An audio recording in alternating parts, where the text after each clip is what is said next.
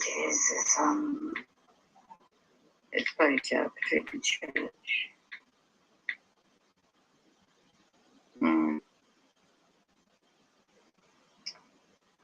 Fifth of the night.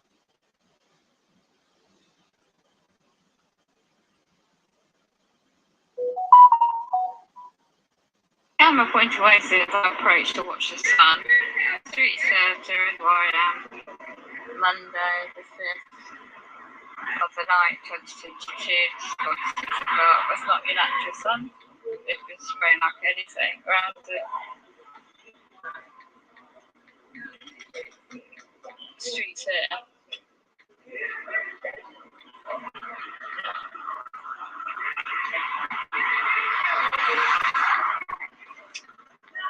Fun acting, isn't it?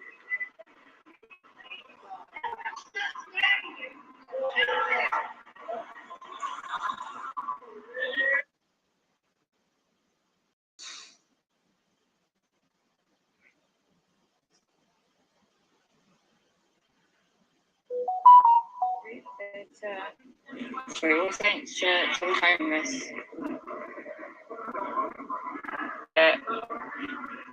6 o'clock. East Southampton. Look.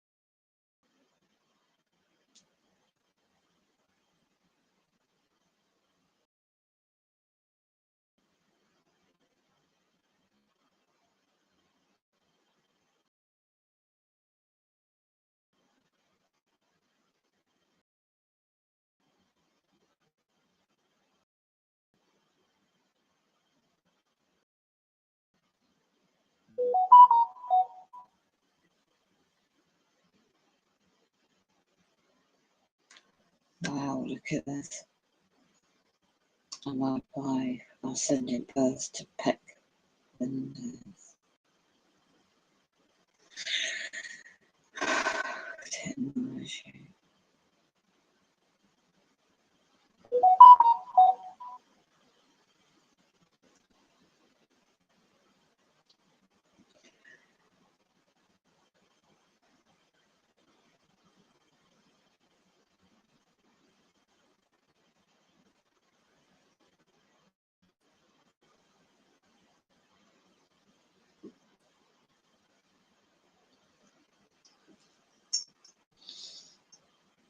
So the Committee of 300 has thought about control.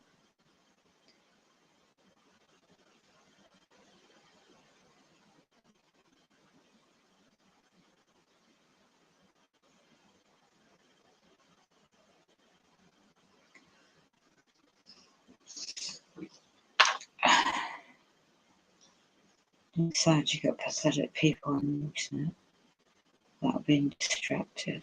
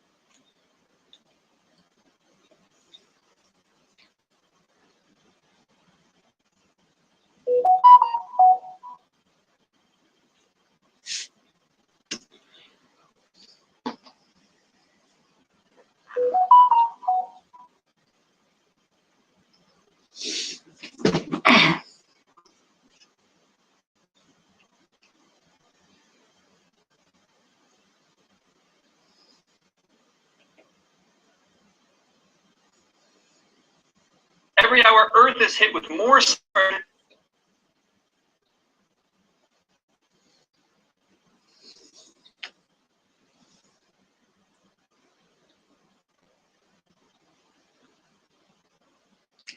Or the brain, all those souls that don't have those minds are not switched on.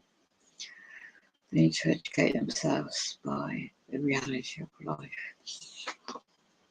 especially the younger generation. They want to go on kiwi farms.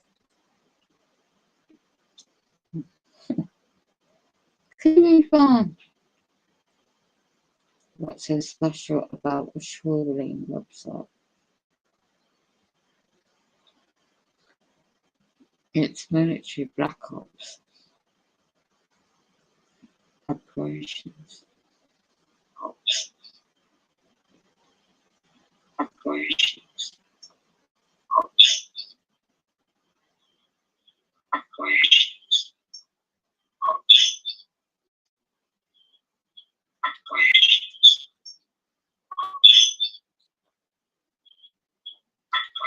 Artificial intelligence. It will kill us. That was 5 years ago. That was 5 years ago.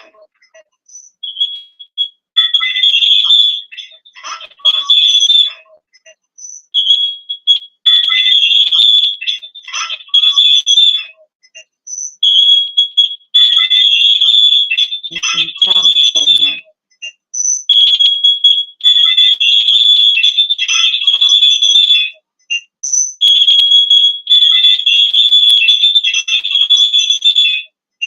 If that's going to stop me, I don't think so. Idiots.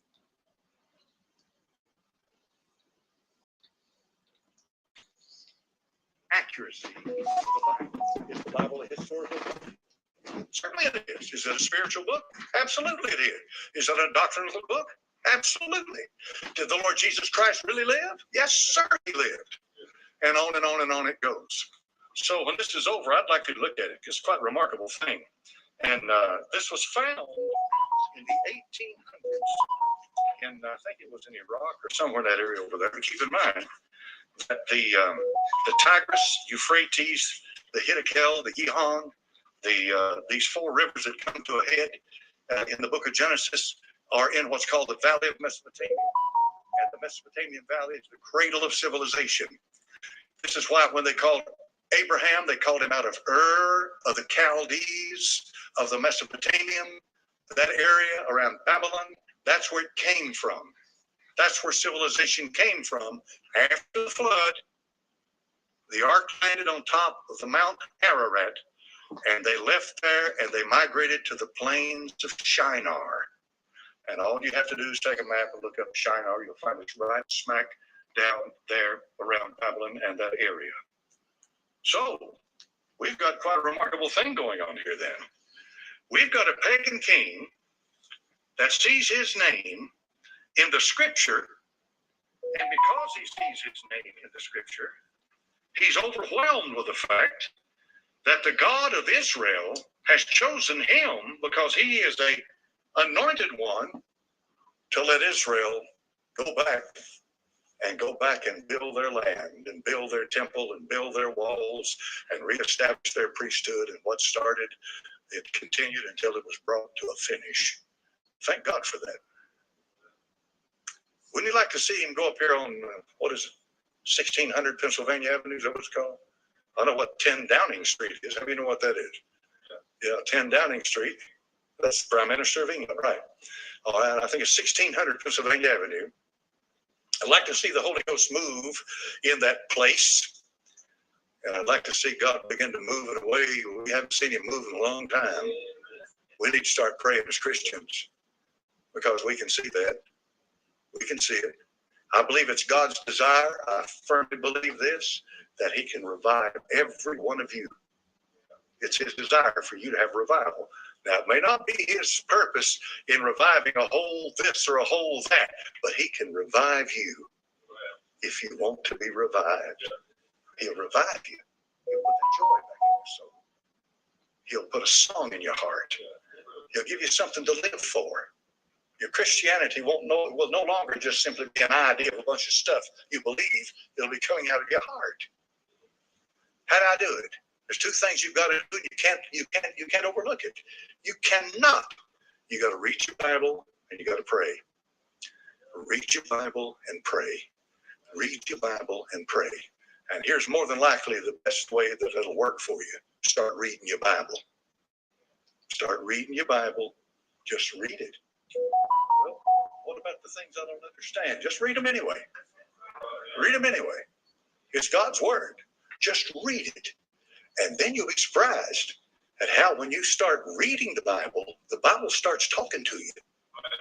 And when the Bible starts talking to you, lo and behold, something inside you will want to start talking back to God. That's prayer. That's prayer. So if you would agree with me tonight to just start reading your Bible. Say, where, preacher? It's all good. It's all inspired. I had a man say one time, and I thought it was real good. He said, here's the way I read the Bible. I read a passage from the New Testament and a passage from the Old Testament every day. The way I do it, I go through a book. Last night I went through Ephesians. The night before I went through 1st and 2nd Peter. And I go through 1st and 2nd Peter a lot. Because there's a lot in 1st and 2nd Peter loaded. Ephesians, Philippians, Colossians, and Philemon are called the prison epistles. Okay? Prison, that's what they're called. Now, there is no historical proof that the Apostle Paul ever set foot in the Mamertine prison in Rome. There's no historical proof of that.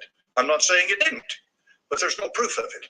He stayed in his own hired house, it says in the book of Acts.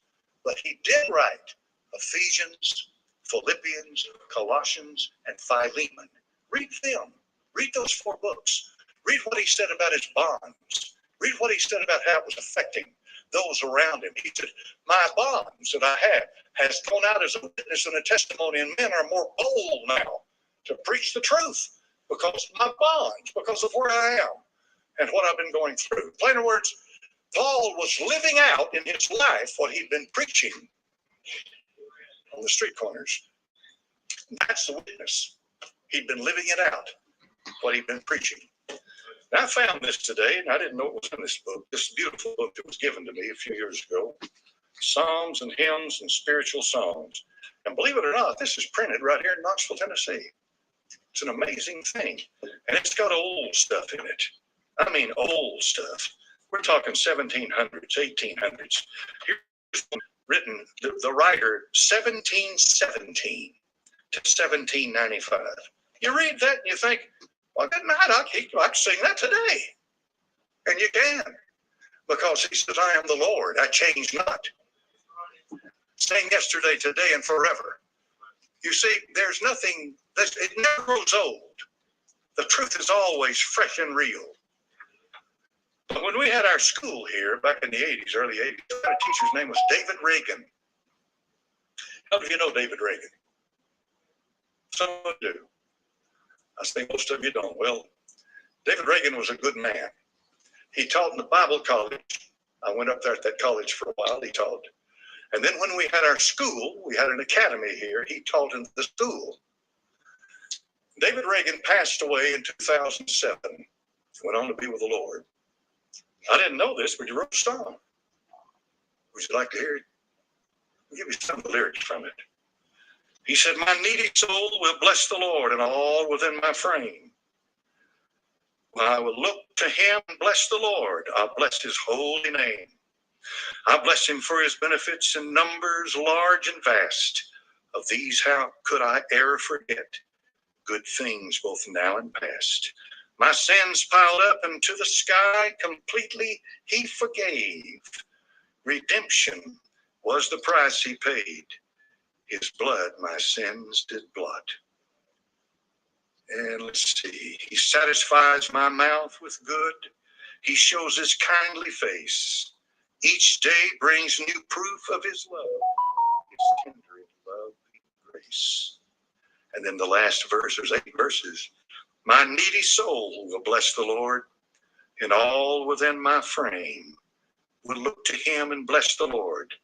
I'll bless his holy name. David Reagan, 1955 to 2007. The Lord took him early. He didn't live that long here, and he was a good man. And he's now in the presence of the Lord. To be absent from the body is to be present with the Lord. You know something, folks? It's only one life. 'Twill soon be past. And only what's done for Christ will last. Exactly. I'd ask you tonight to do one thing. Get serious with God. Get serious with him about your life, your Christian faith, about your prayer life. Get serious with him. Start tonight. So on that note, you have Dr. John Coleman, the story on the Community 300.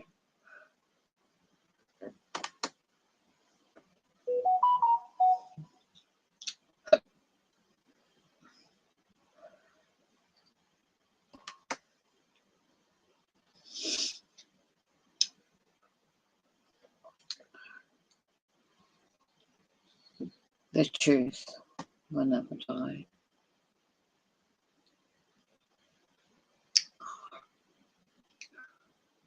Educateyourself.org.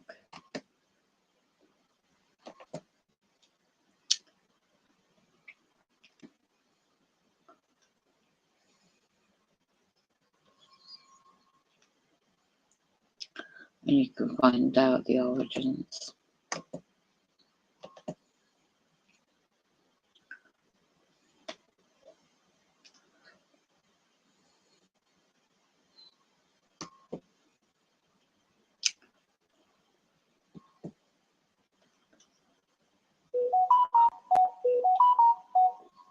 There's the book.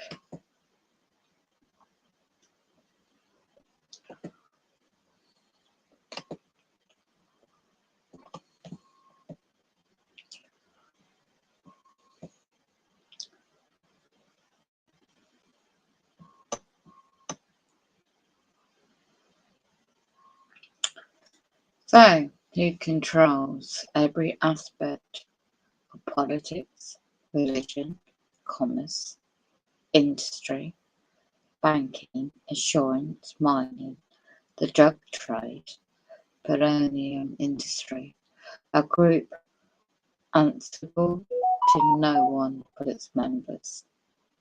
To the vast majority of us, such a group would appear to be beyond the range of possibilities and capabilities of any given organisation. If that is what you believe, then you're in the majority.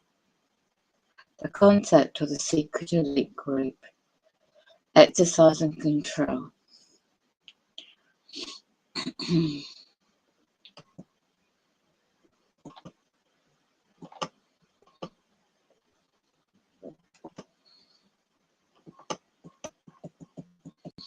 of every aspect of life is beyond our comprehension. This is worldwide, by the way, it's just not America. Are prone to say it can't happen here. We have a constitution forbids it. That's that there. Just a body called the Committee of 300 is told in the book when most people attempt to address our problems, they speak or write about they. This book tells precisely who they are and what they have planned for our future.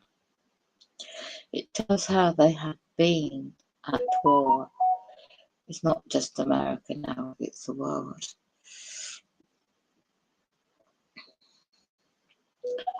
When people are just dreaming about drama, false flags, disinformation, the truth,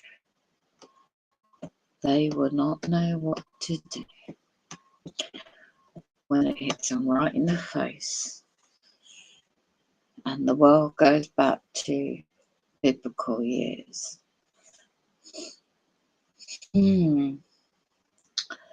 It tells how they have been at war with the people and nations over 50 years. A war that we people are losing, it's implied. I wouldn't quite say that now. I think there's a spiritual awakening. It tells what methods they use, exactly how they have all been brainwashed.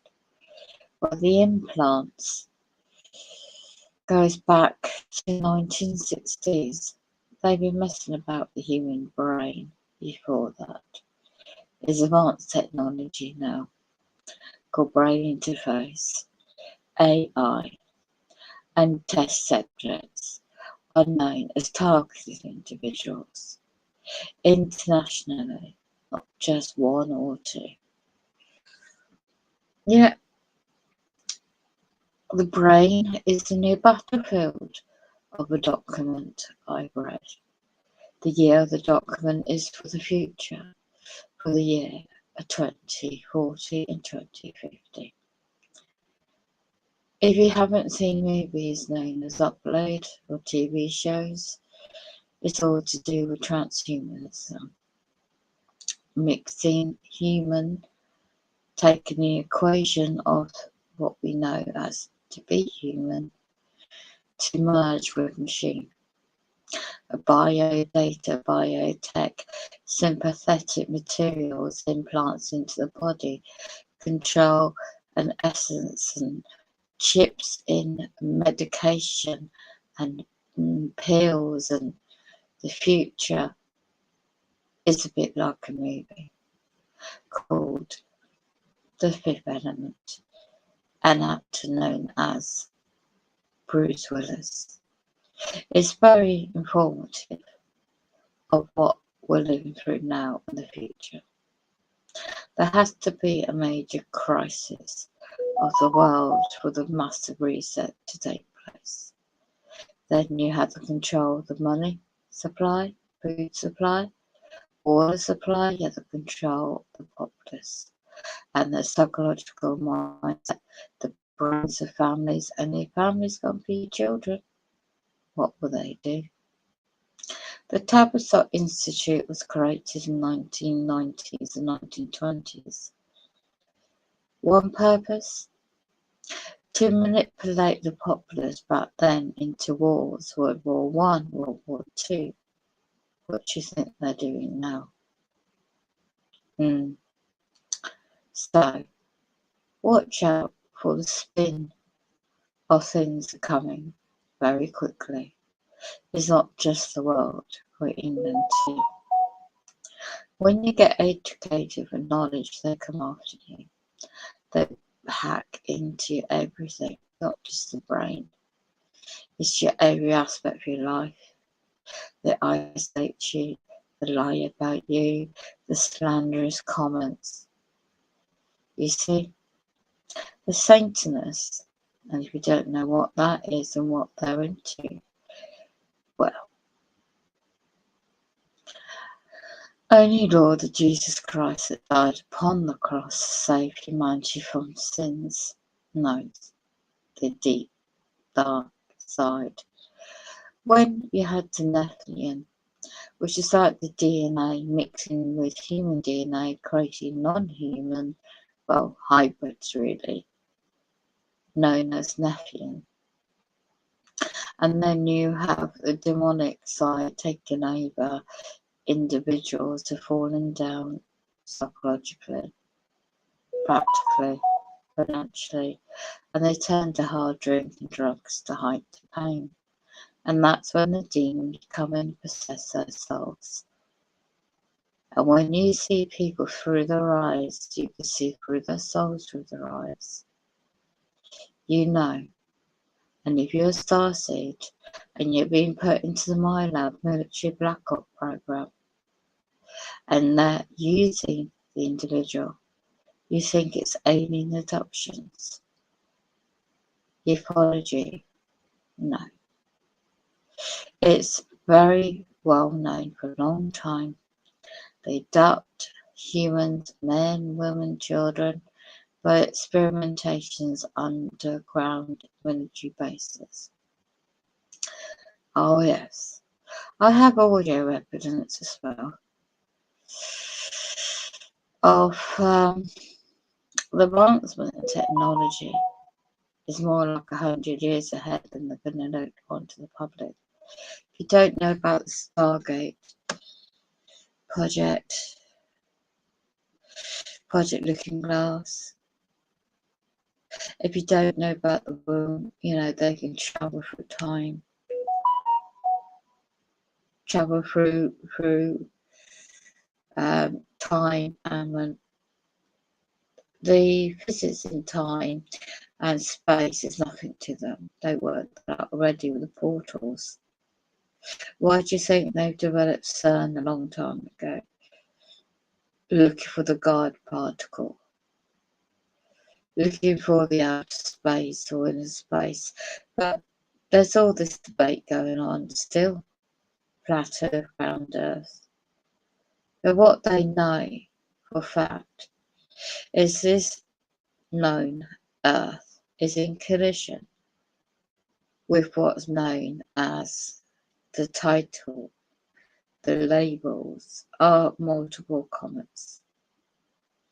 There's also known as wormwood. It's in the Bible, King James Bible, various versions, and Hebrew.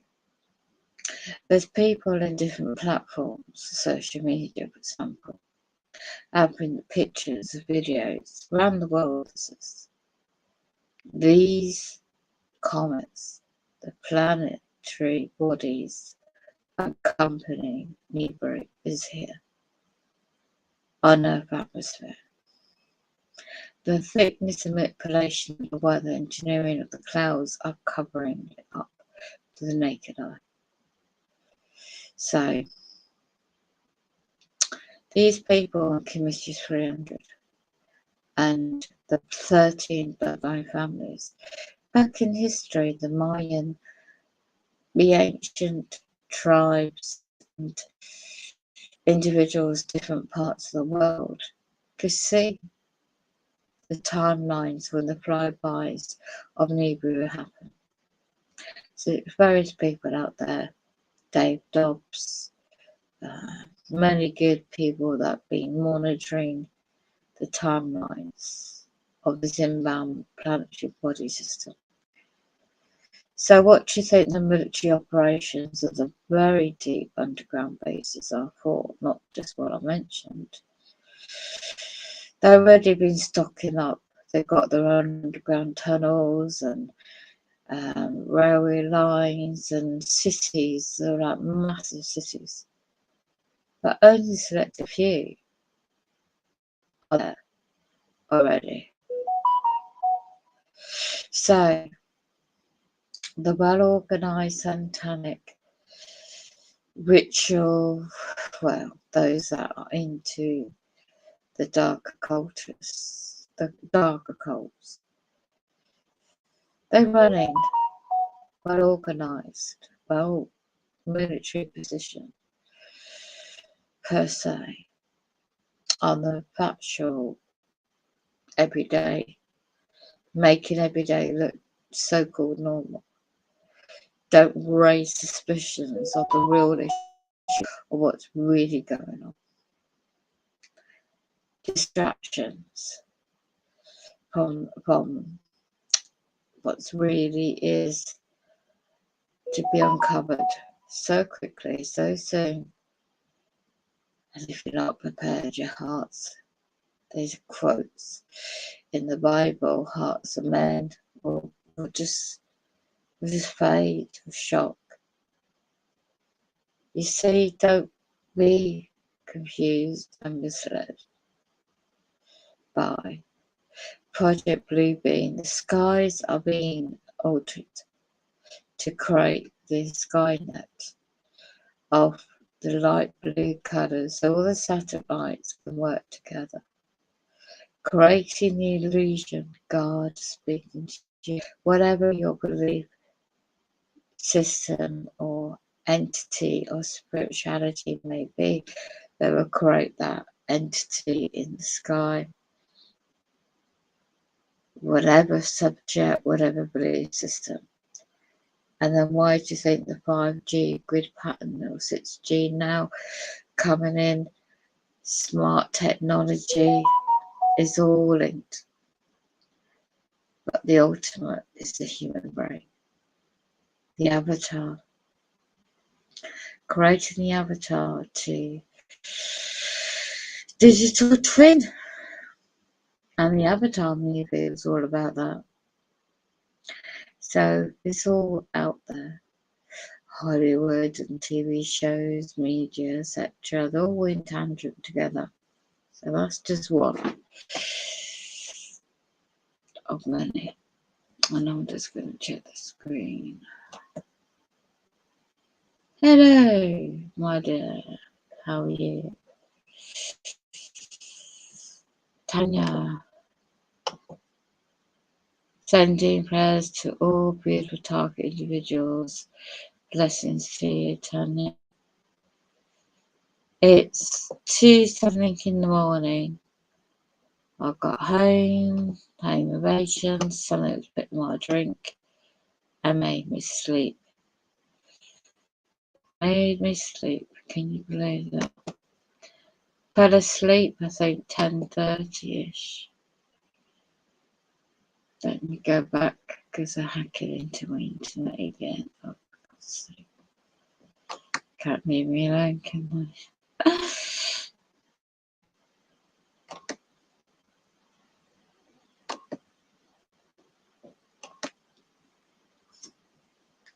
Yeah. So yeah, just gone to something in the after in the morning.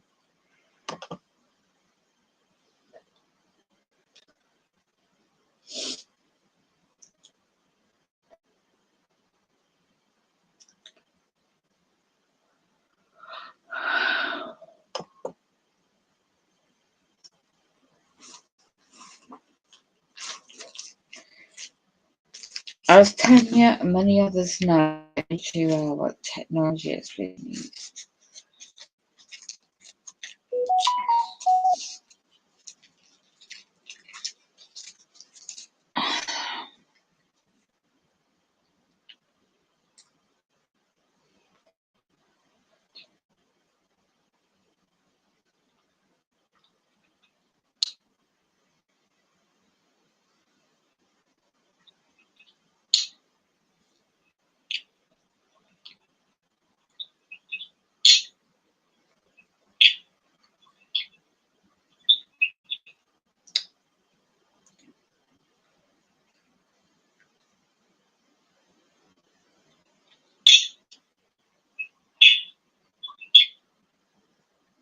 That is true awakening, yeah, absolutely.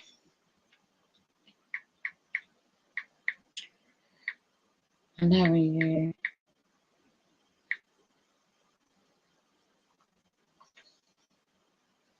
So,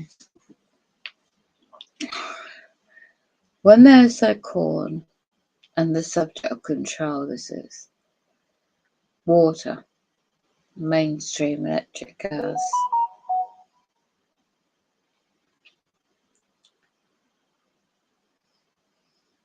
You see, the distractions on social media are people like into adult perverted things. And one of them is this woman. And I'm going to show the video so you can read between the lines. She's submissive. Alright, I had a request to see my ring, so there you go. This is the Happily Ever After from the Rogers Jewelers Fairy Tale collection. Isn't it beautiful? Come on, phone, focus. I love it. But trolls on the internet.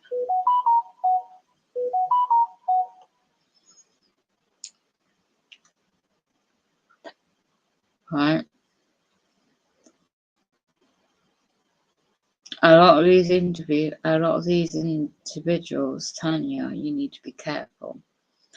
Tiani's will is now supporting back again and creating all different accounts, all lying, all misleading, and he was friends with all these individuals that go on intellectually. And she has been exposed by being very submissive to the lorry driver boyfriend, now married, right? Because this lorry driver is going to make a lot of money travelling. And she gave up to go along. Tammy Hayes is one of them. Right? She was on Kiwi Farms. Let me just, the website where they target individuals. Let me just go, see if she's kept the videos up.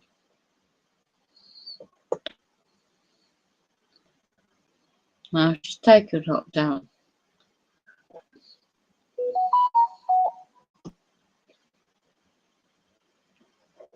She's changing now her name. And apparently it's not who you think it is.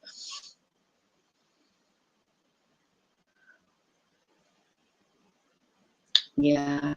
Alan Mott is a very good, inspirational speaker. So be careful about disinformation out there. So as we know, you know, Tanya, the world is being controlled, being held ransom.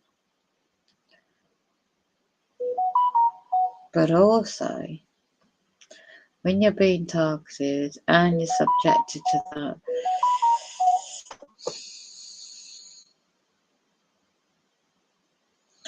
You've got so many psychological psyops going on, it's unbelievable.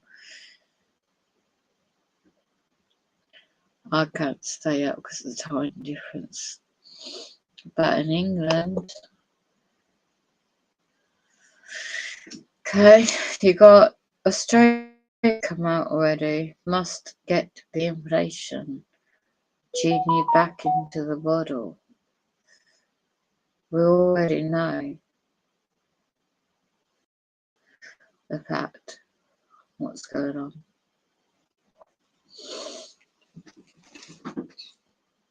Okay, they're radiating me at the moment frequencies because I have the Wi-Fi on as well.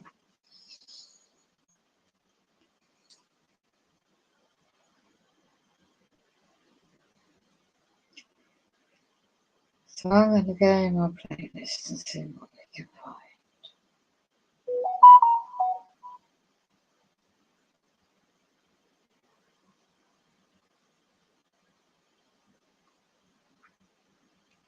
It is a police state, it's a police world, the trauma, the mind control, hacking into the brain. So part of it.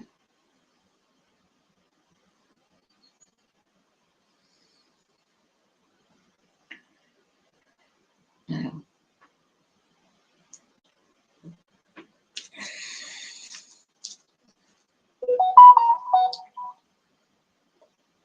I'm going into a channel called Bruce Willis.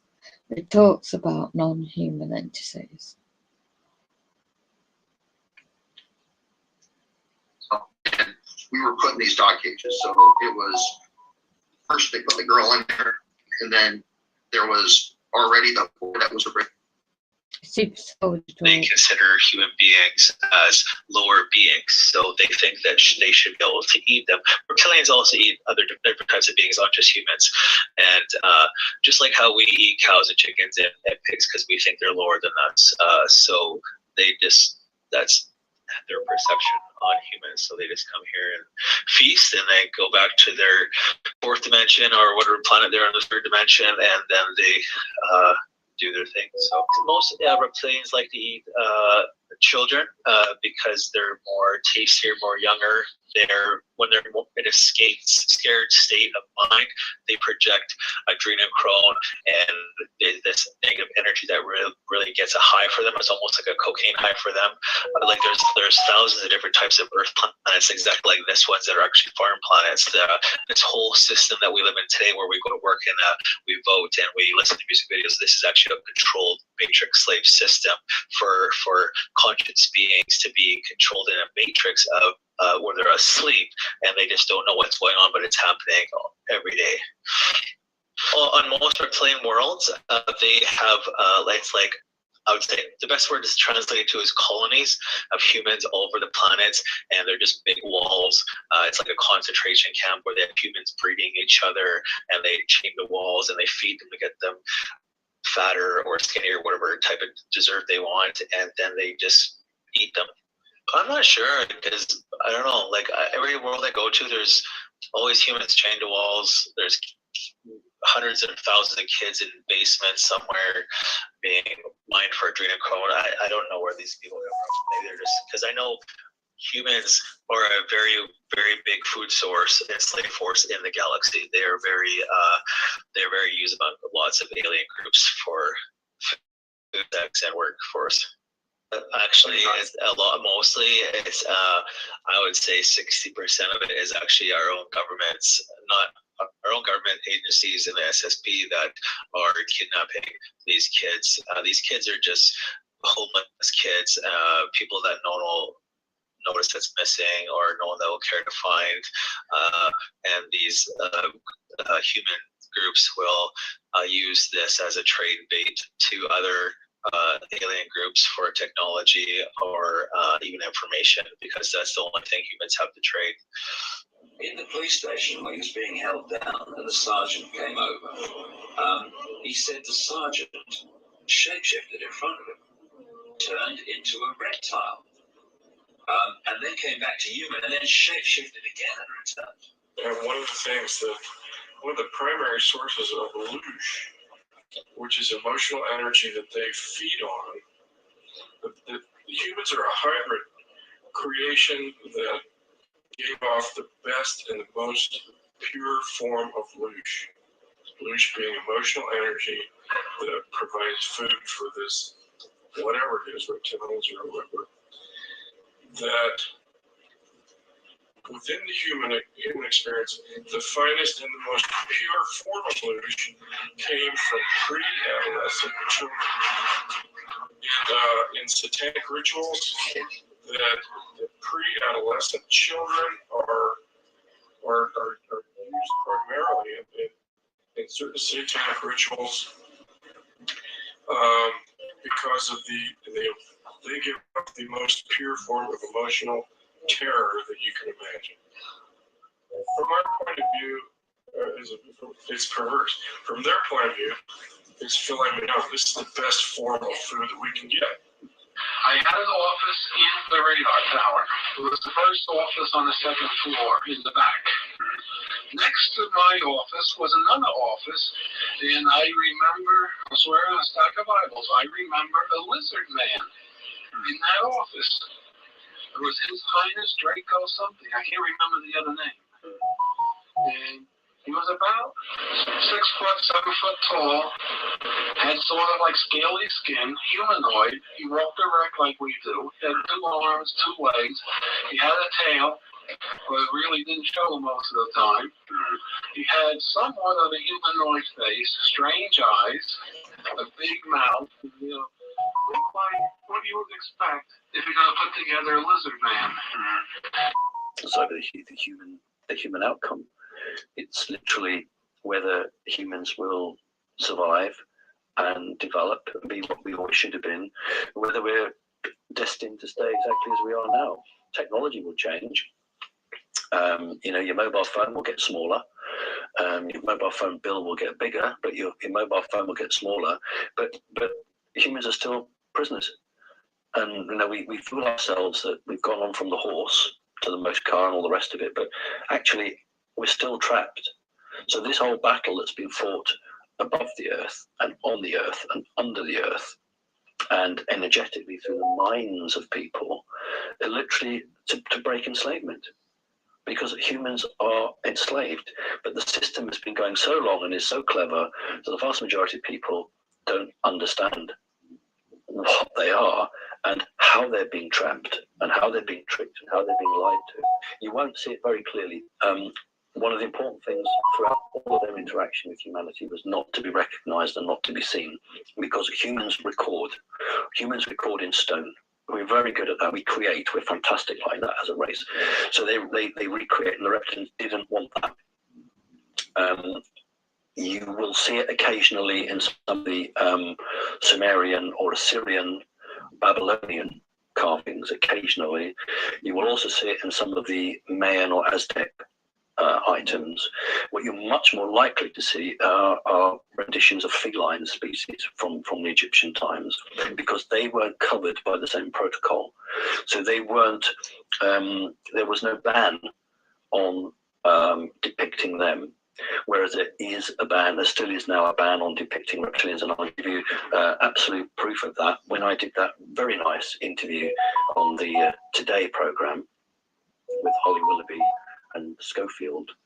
And I did 2 drawings, one of a mantid and one of a reptile, and I was told point blank, we're not allowed to put the reptile up, because they were going to have me as a backdrop, them as a backdrop to me. So the stills I've got, which they very kindly sent me, I'm being interviewed with them, and behind me is a picture of the mantid. But originally, Schofield and gang were going to have the mantid and the reptile, and somebody very high up said we're not allowed. They didn't even know what it was called. All they said to me was, we've been told we can't put this one up. So there's a blanket that goes out, and hence, if you think about what your title of this DVD is, because we're coming around to that now, and you think about that chapter in The Greatest Secret that David Icke wrote, which was don't mention the reptiles, and that's a fact, and David's absolutely right. The system doesn't want to publicize them because they have signed an agreement not to publicize them. Is to keep them out. So you can talk about the greys as much as you want. That's not an issue. You can talk about the mantids as much as you want, because they don't manipulate humanity. The reptile race that we're talking about manipulates humanity and has done for thousands of years, and has a covenant with the elite humans who run the world that they will always be in the shadows.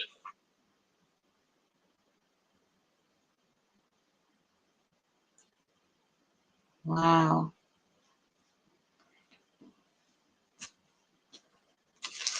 This here's food sausage, salt food source, to drain off the negativity, pain, suffering. That's why I put the world into this fear. So from my recollection, we weren't actually ever set free. We actually grew up and were part of a military faction that we would go and hunt down alien beings or people. Oh, happy muffin. Okay.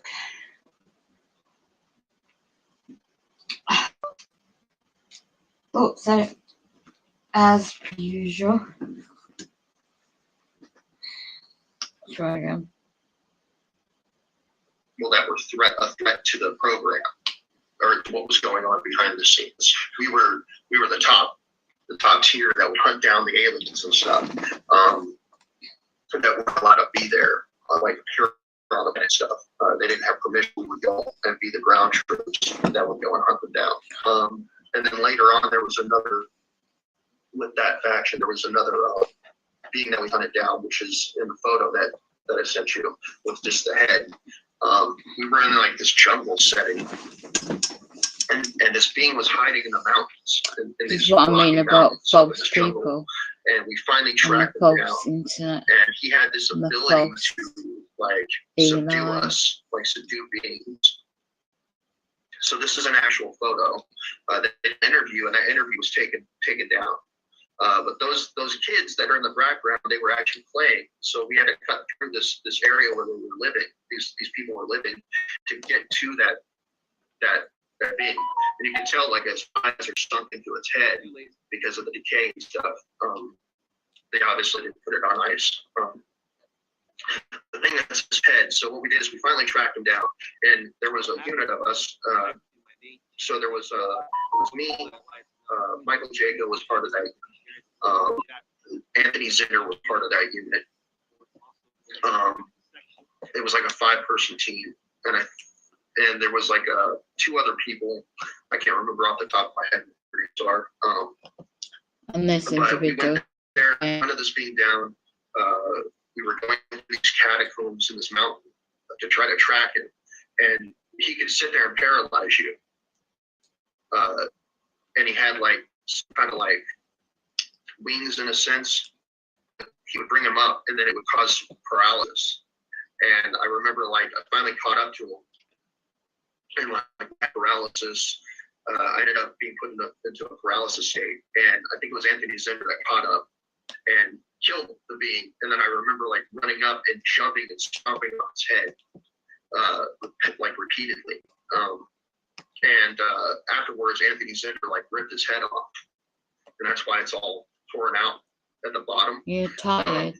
And then when we were headed back, so the cleanup crew that would show up to pick up these bodies, these alien bodies, and stuff, they were used to Anthony taking the heads because he got the taxidermy on the base, because we didn't have much to do on the base that we lived on. So he would take the heads of our enemies. I think that was like number 8 or number 10 that he took at that point. And he took that thing that the guy is holding in his head. He picked it up as we were walking back through this little village. He picked that up and stuck it in the head so he could hold it, because he was getting like the blood and stuff on his hands. And he was sitting there, and the 2 kids that were in the back, like the one that's hanging on the fence and the one that's in the background, he was sitting there and he was fucking with the kids as we were walking by. And he was like, rah, and like fucking scaring the shit out of them. And, he was like, I was like, hey, you want to see something cool? Because like he already freaked us out, like most of us, when he would do his taxidermy and shit, because he just started doing that randomly. Like he was like, that altar was like losing his shit. So I was like, hey, you want to see something cool? I was like, give me the head. And didn't know for sure. And like, if he wanted to do it. And I was like, come on, man, give me the head. So he handed me the head and I fucking tossed it over the fence into that yard. And it was off to the right-hand side where it landed. And the kids were like, they came up and ran up and saw it and they were like poking it with a stick. And I remember Anthony being like, hey man, that was mine. And I was like, oh, don't worry about it. I was like, it's not like that. Here's the funny part. I was like, it's not like they have cameras. I was like, they're backwater, like they live in the backwater, you know, they're yokels. And lo and behold, they did have a camera. But that's the same stick that they were poking with. It's in the kid's hand too. So it's pretty neat to actually see that. So anyways, yeah, so like we were leaving and like when I was doing that, Michael Jacobs altar clone that was there, I was like, hey, you should be a little nicer, because he has this thing where like on the base, he's like a pastor's, like new age pastor kind of person, and he likes to get people to try to come in, but nobody ever wants to go into his place to listen to him. But, and it's like on the base, we have a TV and a game. And the game that we have is like the foosball game, so we hit the foosball back and forth and stuff like that. So we don't really do much, but we're able to see the outside world. And we started getting frustrated at this point with the fact that the average people don't know about what we're doing. And we got to the point where we got tired of doing the shit we were doing, which, Michael Prince talked about. That's why it came out. He was the only person that was one of our unit leaders that was able to actually leave the base on average, just because. Like we left the base when we were on mission. He got to leave the base whenever. So me and a few others went and talked to him. And like Max Fierce had an altar that was there. And eventually, like once Michael Prince came out, some shit happened, and we thought that Max Fierce was a traitor. So like we went on a mission to hunt him down and kill him. And that's how he ended up dying. We had his girl's activation codes for her sex altar and stuff. And what we did is we showed up, we talked to the chief of police, and we basically told him that we were with an agency, and he knew that we were with a certain agency, which freaked him out. And we told him that we were going to be operating in his territory. And then the guy that dealt with the morgue stuff, he's the one who gave us the drug to inject Max Fierce with. And he has money like in an offshore account because of that. We ended up giving him money to cover up his murder. But I also remember like we used to push, like when Michael Prince talks about pushing drugs, like we were pushing drugs for a white Draco that sits on a crystalline black throne. And like this location where that's at. But I remember like we would push drugs and stuff like that. So a lot of what he came out and talked about, like that shit actually happened,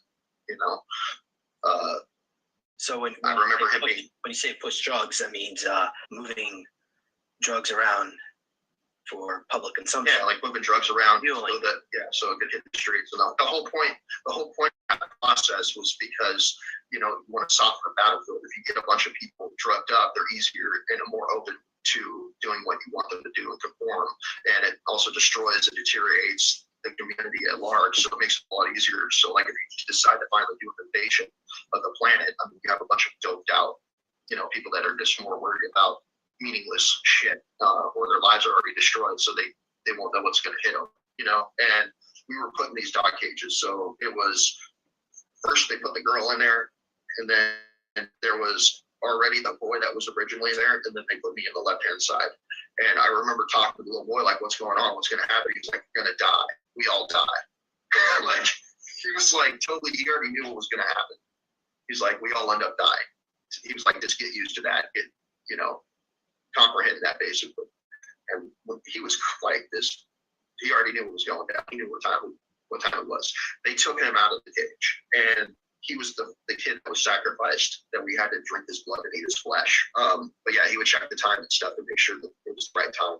We would start the rituals and things. I remember killing some of the kids for him. I would slit their throats and stuff. So was this like on the altar, or was this just because they were disobedient? No, it was when they were placed on the altar, they would be placed alive. That way, when they would be scared to death, which would have caused the adrenochrome, like their adrenaline to pump up. When you're a kid and you're pre-pubescent, like the adrenaline is your adrenochrome. It's a piece of the adrenochrome. And what it does is it fucking goes into the blood, and you drink that. And that's what gives you the ability to like raise your IQ, like basically that kind of shit. Yeah, if they think it makes them immortal. So what he was, he would have me and a few other kids, we would drink it, and then he would like ideas, and like he would do is like he would channel information for him. That's how he grew his business the way he did. So he would get certain information and know who to bring in and who not to bring in, so that his business would expand and he would become more wealthy, more powerful, be able to take over more politics and stuff. You can even look him up. He got in a lot of trouble for like giving employees money to buy to give donations to politicians and like all sorts of shit, man. And I never really talked about it with anybody. So that's why he always thought I was like investigating stuff, like he thought I was a cop or something. Do you ever remember any portals opening up and demons coming through? I remember, yes, there was this being that started coming through. I have photos of it that I sent you. And that being, I don't know what the fuck that being was, but he was pretty evil. But it was like, if you think about the Emerald City in the Alice in Wonderland, not Alice in Wonderland, but the Wizard of Oz. If you think about the Emerald City, like there was like emerald shards that were in front of him as he was approaching, and that was like towards the end of my time there. And I remember, like, I was the one who told Tony to use his love and light to attack this being. Is this it, or is this Ashtar? No. That's Brilliant. Actually, he's the pilot for the ship that Ashtar's on. There it is. That was later on, and so like Tony was on. So when the altar was there, Tony was on, I believe, the right hand side. That was me on the left hand side. And he basically made us. He looked at us and he was like, "One of you is going to have to sacrifice yourself," So for this ritual that they were doing, and you should have said there. And he said, "Well, I volunteer you to do it." Yeah. So, I remember looking over at Tony, and like Tony, me and Tony were next to each other at that point, and I remember like feeling what Tony felt, and I remember getting a telepathic communication that said, "Use your love and light," right in that moment. And I'm like, "What? Love and light?" And I was like, "What the fuck is that?" But then I had memory of that in that moment, and I remember looking at Tony, and Tony didn't know what to say. Like he didn't want to die, but he didn't know what to say at that point. And I remember being able to read his mind, and I talked to him telepathically, and I was like, "When I tell you when it's time, I want you to use your love and light." And he was like, "What?" And I was like, he was freaked out that I was talking to him telepathically. I didn't understand that situation, let alone what I had said. And I was like, just think of love and light. And I ended up telling Tom that I would sacrifice myself.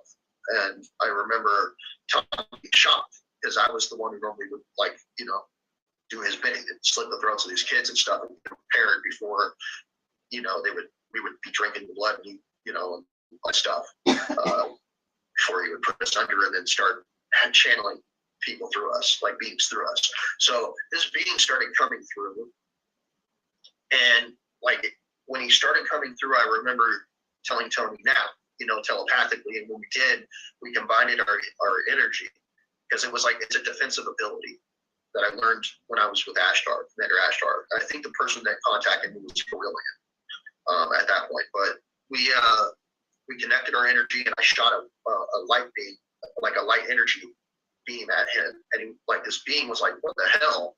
And like got really pissed and like left, basically. Like he was quite pissed and taken back, and was basically called in and attacked. And he ended up leaving, and then they were like, "What happened? Where is he? Do you see him?" And like we were like, "No." We both said that, "No, we don't see him." Well, I mean, later on, I remember eventually I got drugged up. I was laying on this blanket, and like I was being raped. And before that happened, the guard that was standing there hit me in the head. It was like, "Keep your fucking mouth shut," because they had security guards, and they were like buff, and they were just cold blooded. They were like mercenary security guards in a sense. I was actually quite shocked, like when I saw them, because like it's like, who the fuck could just watch this happen, So I don't know if they were part of the programs or what, but they were fucking mean. And I just remember later on I was being raped. And I was just like laying on other fucking people while they were being raped, other kids, like laying next to other kids that were being raped by grown ass old men. Or like, they're not all old, but you know, they were all adults. Like he basically procured us for these politicians and stuff because he wanted to own them, blackmail them shit, or get them LinkedIn. So it'd be like, I mean, that's how it works, you know. You get them a part of this shit, and then, you know, then you'll be like, well, if you don't do this, then I'm going to have to release photos of this. Or if you don't do this, you know, what I want, then I'm going to do this. So he was like in the burgeoning process of taking over the political system in that area, and on a grander scale. But there's a bunch of stuff that went with that. All I knew is that I was just there. I didn't have a choice. What he would do is he would like try to get the community on his side, and they portrayed themselves like they were Christians in a sense, or like some kind of religious people, you know. So they hide in plain sight, you know. But behind closed doors, they were doing the shit they were doing. I was told by my commanding officer to meet this guy because he would help cover it up. He would be the closest person that would help to cover it up. And he didn't want to, by the way. We started talking, discussing it.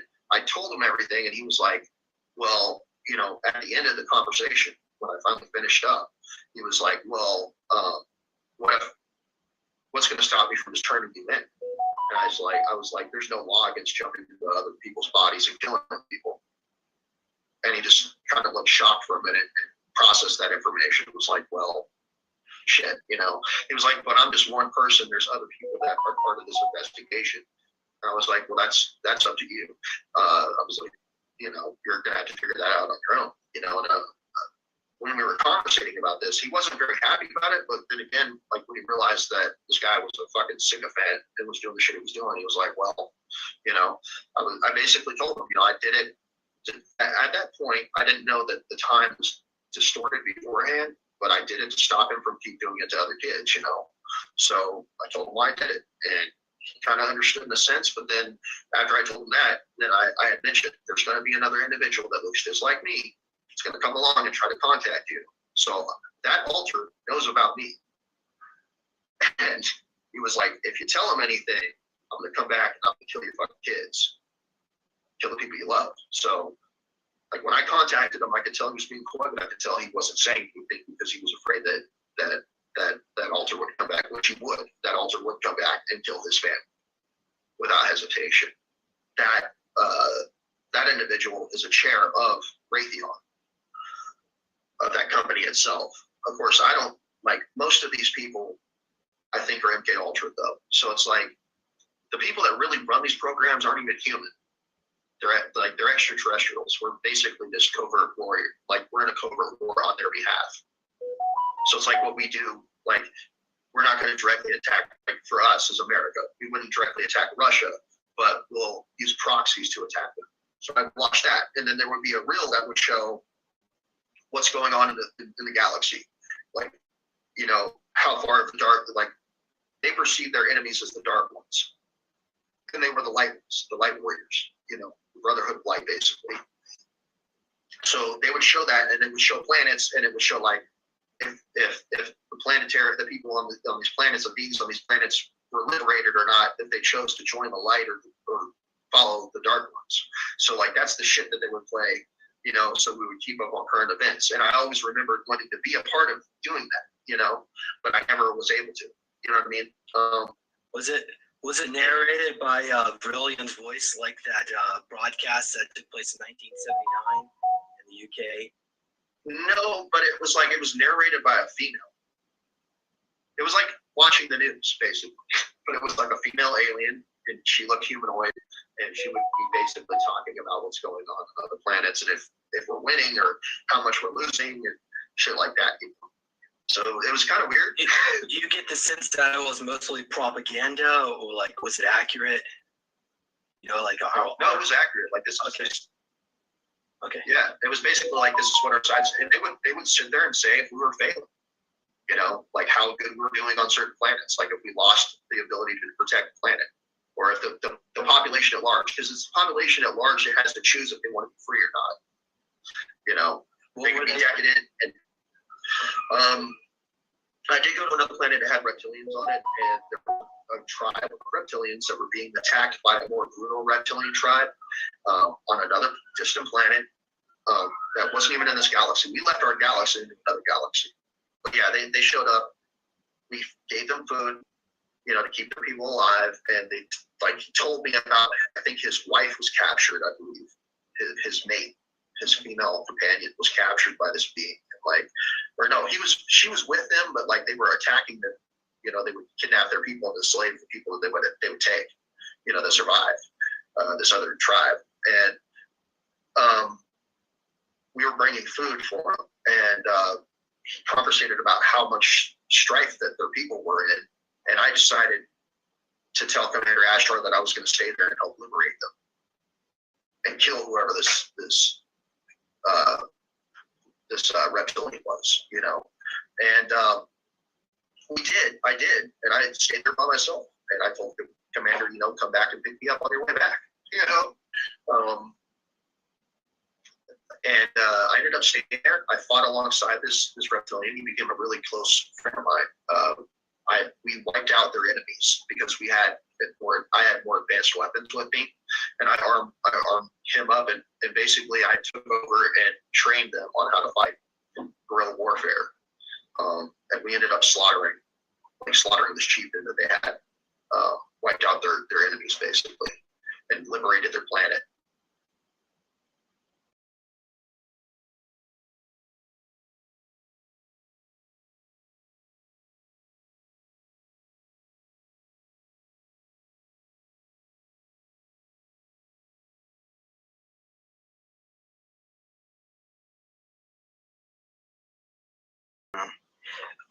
Can you comment about because you know these bodies that we occupy in the here and now are considered home altars, at least off world. That's what they call us. So when the soul aspect is killed off here, how will that affect the altar up there? Does it get rehomed back to that clone body? You know, that's a good question. Honestly, I don't.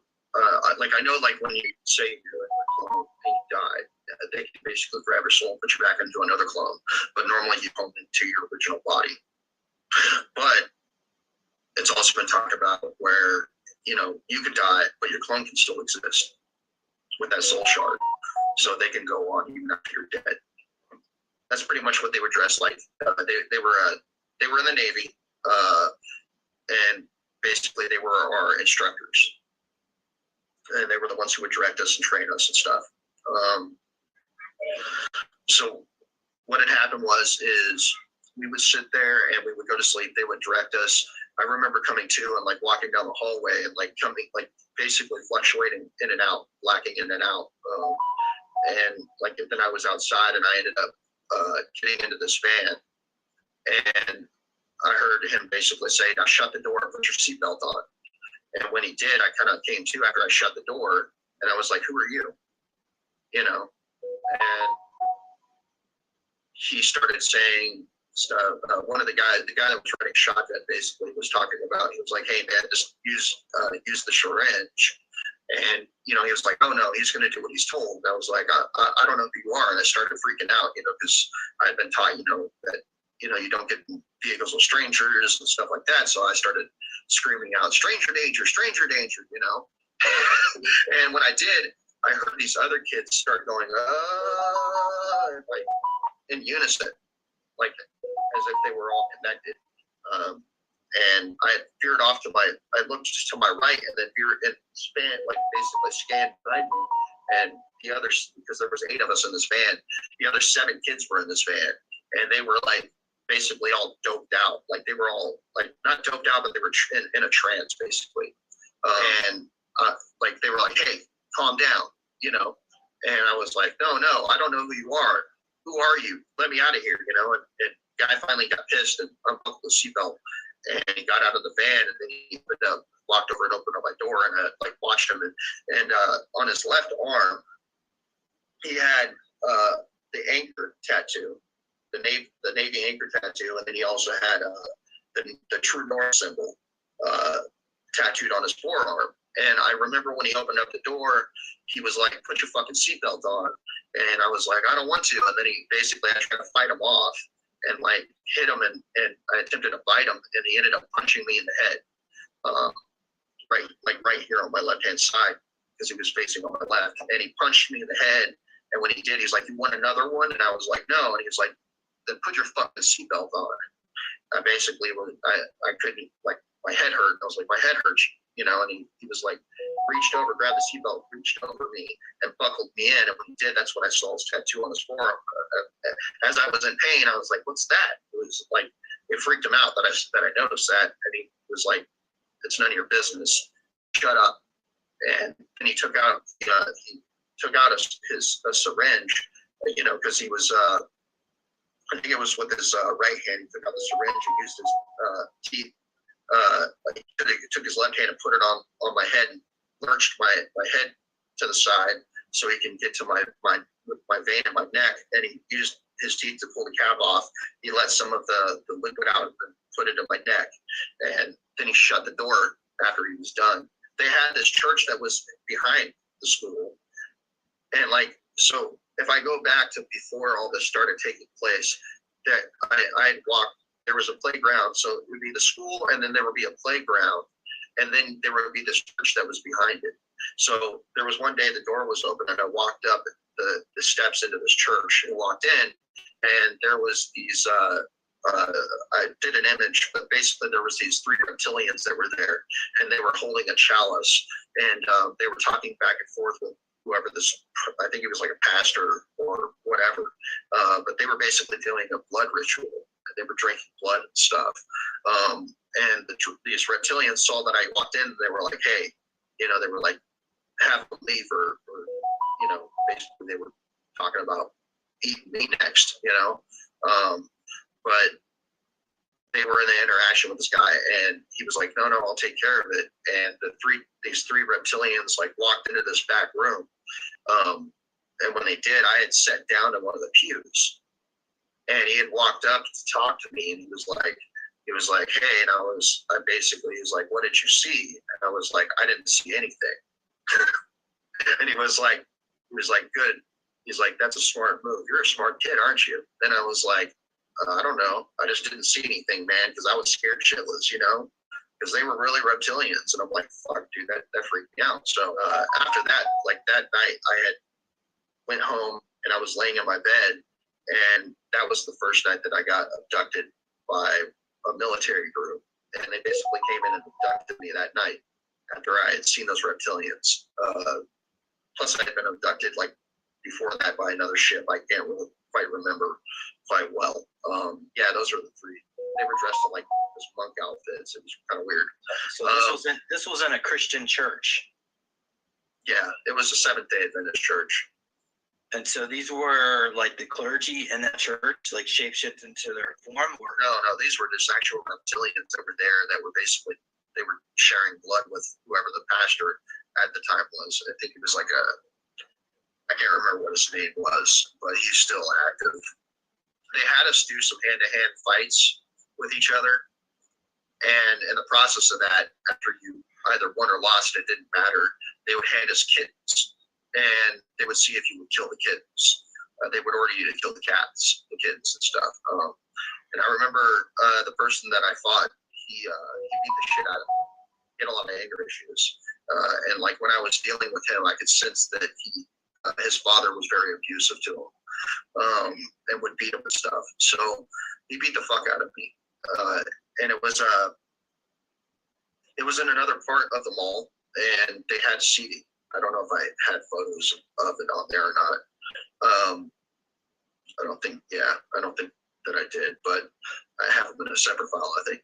Anyways, they were all sitting there. There were individuals that were up top that were sitting there, and the instructor that we had was standing on the ground level, and he would be the ones who would hand us the kittens. And if we killed the kittens, we would basically be activated for the assassin program.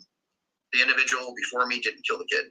The one right after that, I was brought up, and because I got my ass beat, you know, I was like, who's this kid? He beats my ass, but he can't even kill a kid, you know? Like my upraising was pretty fucked up. Like my stepfather was pretty brutal with animals and stuff. So animals being murdered in front of me was not an irregular situation for me. So when he handed me the kid, and I was so angry that I ended up killing the kid in front, like just basically executing the kid. So I stabbed the kid in the head. When I did, the individual instructor that was in front of me was like, "Did you just do that because the other kid didn't?" And I was like, I didn't really say much. I kind of was a little upset because it was true, you know, like he didn't do it. I felt like if I did it, that I would be more accepted. But these individuals were like, he passed, just put him in the program. It doesn't matter, you know? And they basically argued for the point of me being put into the Assassins program. That was the start of it. But they still trained us on site. So after that, we would start doing stuff like PT, physical training. We would dress up in what looked like the Vietnam green uniforms. And like we'd have black combat boots and white t-shirts and stuff, and we would run around these courses around this mall and stuff and do exercises and stuff like that. Later on, they decided to start doing what I would say was like battle royales. And they gave us these like rifles, and they like I had basically a particular thing where what the body armor kind of looked like for the most part. And they would have us do these battle royales, and the instructor would sit at the top, or like right in that middle area, and would basically instruct us to fight each other. So we ended up going at it against each other, and after, you know, we would be shot at, there would be a device that would electrocute us in the suit that we would wear. So if we got hit, we would be electrocuted. So it'd be like as if we were being shot. From what I can recollect is that most of these individuals are either brought into these occult groups, or that they're just mind controlled, and that the top leadership of all these groups are either draconian or reptilian and or Nordic. And that basically we're the proxies in their wars that they're having.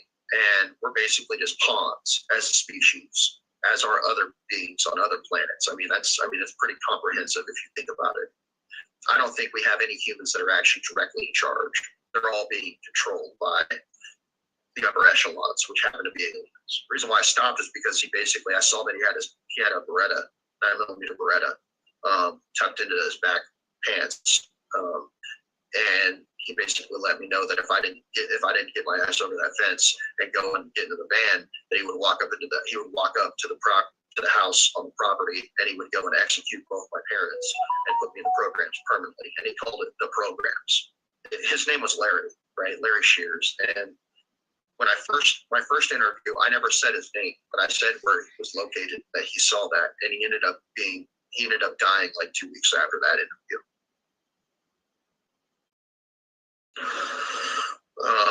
So they're probably listening even to this right now. Oh, for sure. Well, don't do any name drops unless you want them gone, I guess. Well, even if I don't do name drops, they still know. They'll still figure it out. So it's like, well, are you concerned they'll come after you? I'm pretty sure eventually they will. It is what it is, man. Why do you think, like for instance, I mean, you're going public now, so why do you think they haven't done it already? Do you think they still have a use for you? Maybe they think you're recoverable? It's because of some of my clones, and I'm still active in a lot of different groups, like a lot of different units and stuff, out in space and here on Earth. But I think it's mainly because of my big clone. So my secondary big clone. If you were to do some integration work and start rehoming these other clones and killing them off.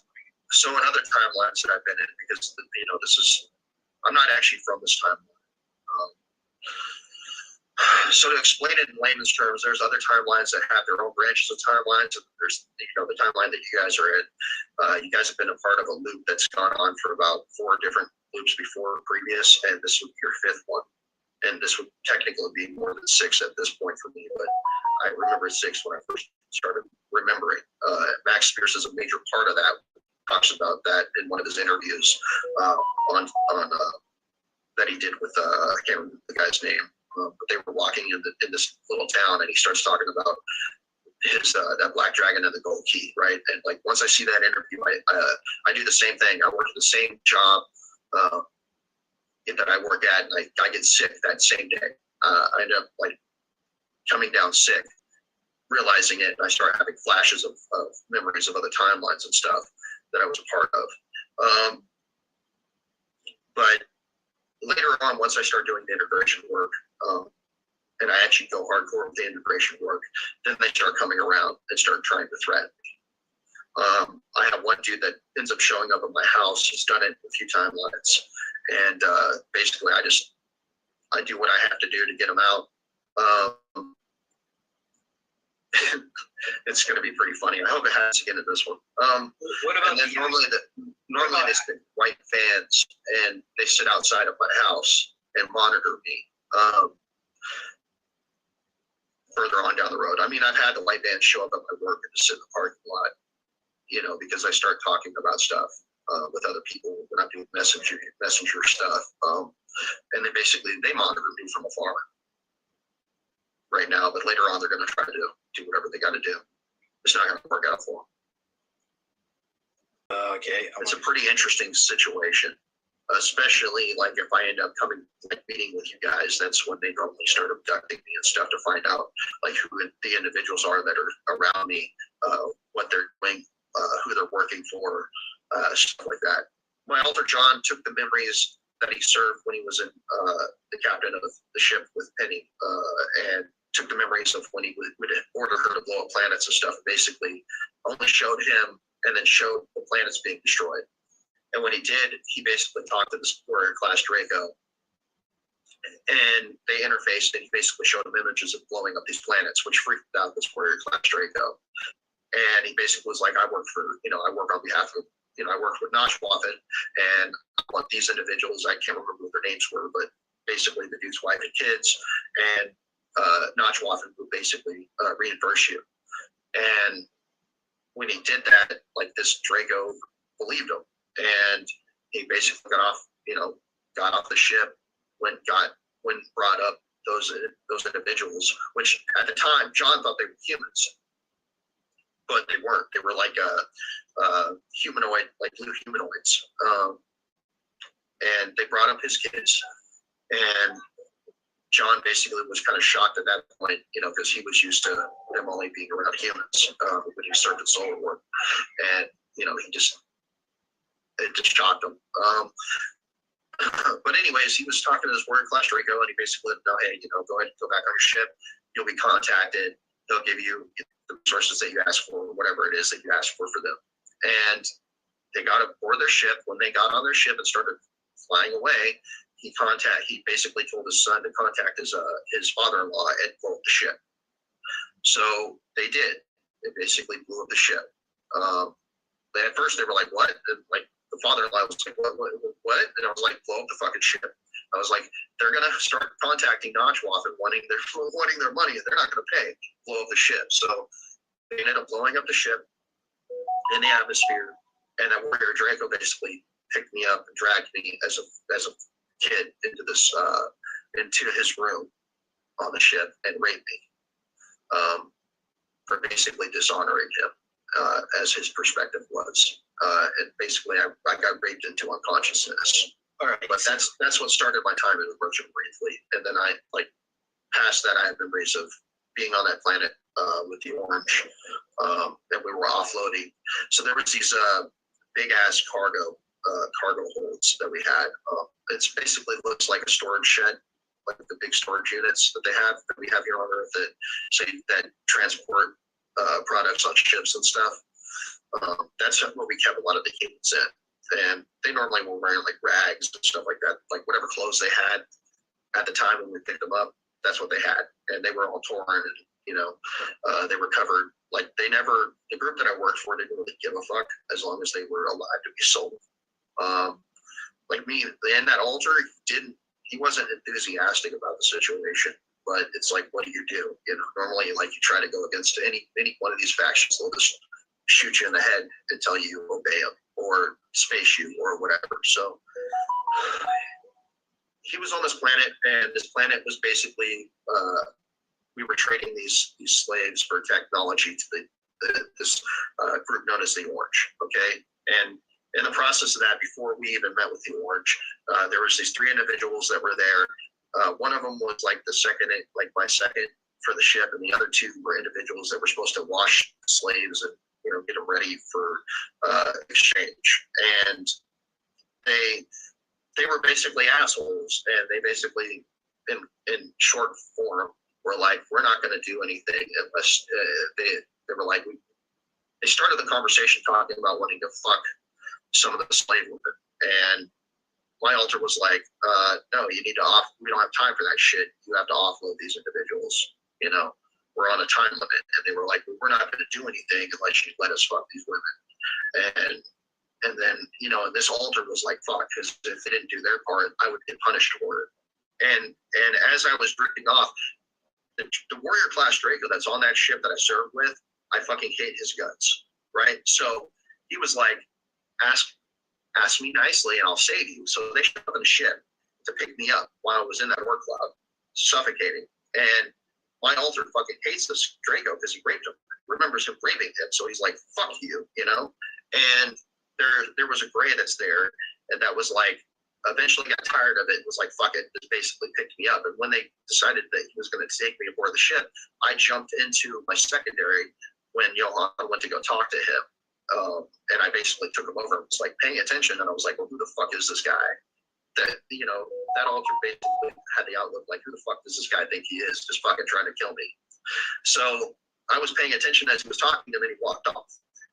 So when he talks about being pulled to the carpet, I was eventually brought back, aboard the ship. I stood off to the side as the people that were on my ship that were in charge of me basically had him pulled to the carpet, and they basically reamed his ass, and he tried to act like a smart ass when he was talking to the individuals from my group. So I sat there and like we were having a back. I was sitting on the side. They were like the guy that was in charge of him, which has been called the old man or whatever, quite awkward. But I remember meeting them and then a group known as the Blue, and like we would sell them slaves and stuff, and like they were really awkward beings.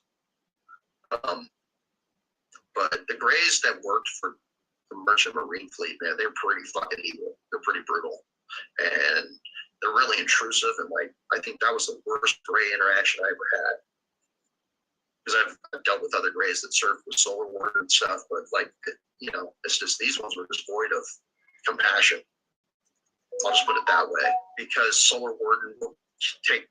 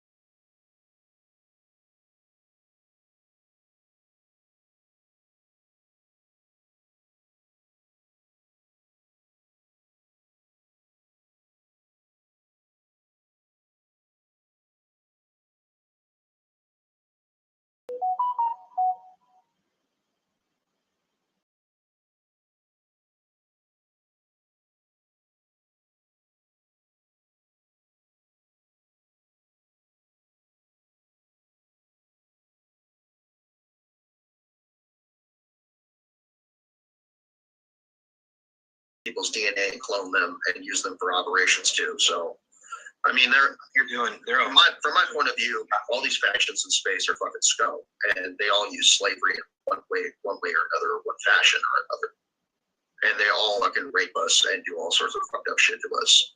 I don't think any of them are good from my point of view. What about, say, the Kruger faction? I've served in Kruger before. I have very few memories of Kruger, but I fucking remember the old man, and I remember like working in a prison for them. And I remember only speaking German. And they're fucking rapists too. Like they're just scum.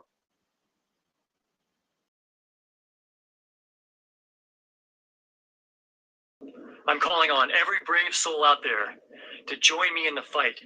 Expose these Draco reptilians, Dracos, Draconians. They're the white ones, and then there's the warrior class that are brown and green, but doesn't matter. Draco reptilians, okay? Because there's other reptilians that I think are not so bad. They're just like other people that we're not worried about. It's all different races, and we can accept them and have a good time with them, and everything's cool. But it's these Draco reptilians and their empire that we got to overthrow, okay? Because we're not going to be free. We're not going to have a happy, true, free, open, fun, great human time on this planet until we get rid of these motherfuckers, okay? I'm telling you, it's these Draco reptilians. I finally realized it. I finally decided I'm going to call it what it is. And after I saw this interview with Joseph Powell, I said, you know what? Let's now we got a name here, okay? And let's say, fuck these Draco reptilians. Fuck you. You're not allowed on Earth. Anywhere near it, in it, or around it. This is our planet. Fuck you. Either I'm going to die, or I'm going to receive power from God to fight these Draco reptilians and kick them off our planet. The big problem we have is that people can't believe it. It's just too far-fetched. It sounds like a science fiction movie. You sound like a fucking idiot to talk about it. Well, guess what? There's coming a time in the future where people are going to see the truth. And they're going to know. And they're going to know that there's a few brave people that stood up. And finally more and more stood up. And finally more saw. And finally more evidence came out. And finally, they did something about it. They got us enslaved, friends. Don't you know? Everything's under their control. The news, the internet, the medical system, the education system, all business, all governments, all police forces, everything. Okay? And it's hard to believe, but it's true. It's not humans that are behind this. It's non-humans that are controlling elite humans, and they are behind it, and they're using ultra-advanced tech, coercion, blackmail, all the dirty tricks that you can imagine, and then some. I mean, like the dirtiest book of tricks you can imagine, and then using ultra-high tech that could be in excess of 1 million years in advance of us technologically.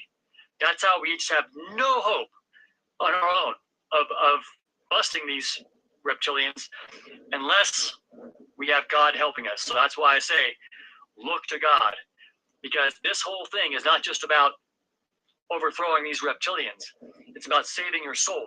That's why God has this whole impossible situation in place where it's so hard to believe, because only the righteous man who says, you know what? Fuck this. Somehow, fuck this, even though there's no other way, and how are my kids going to eat, and how am I going to survive, and what's everybody going to think? I don't care. Fuck this. Okay? And when you do that to a certain extent, God will reveal the way he did to me. He revealed what's going on here so that I can fight, so that I am awake. Who's going to join me? Fuck these Draco reptilians. Who's going to join me? Fuck these Draco reptilians. First, we got to expose them, then we got to pass laws against them. Then we got to go to war. Of course, humans would still be doing bad things even without these Draco reptilians and their satanic ritual abuse. But think about this, okay? Would humans on their own be eating human flesh and drinking human blood and raping children? No. Where do you think pedophilia comes from? These reptilians and their reptilian spirits that attach themselves to people, and the reason they get them to sexually molest children is because they can program their mind to do that, because then that reptilian that's attached to that human can then suck the energy, that prepubescent energy. I mean, this is the kind of world we have for our children and for our lives going forward. I mean, you're going to tell me that you're not going to stand up and do something about it? I mean, why not join me?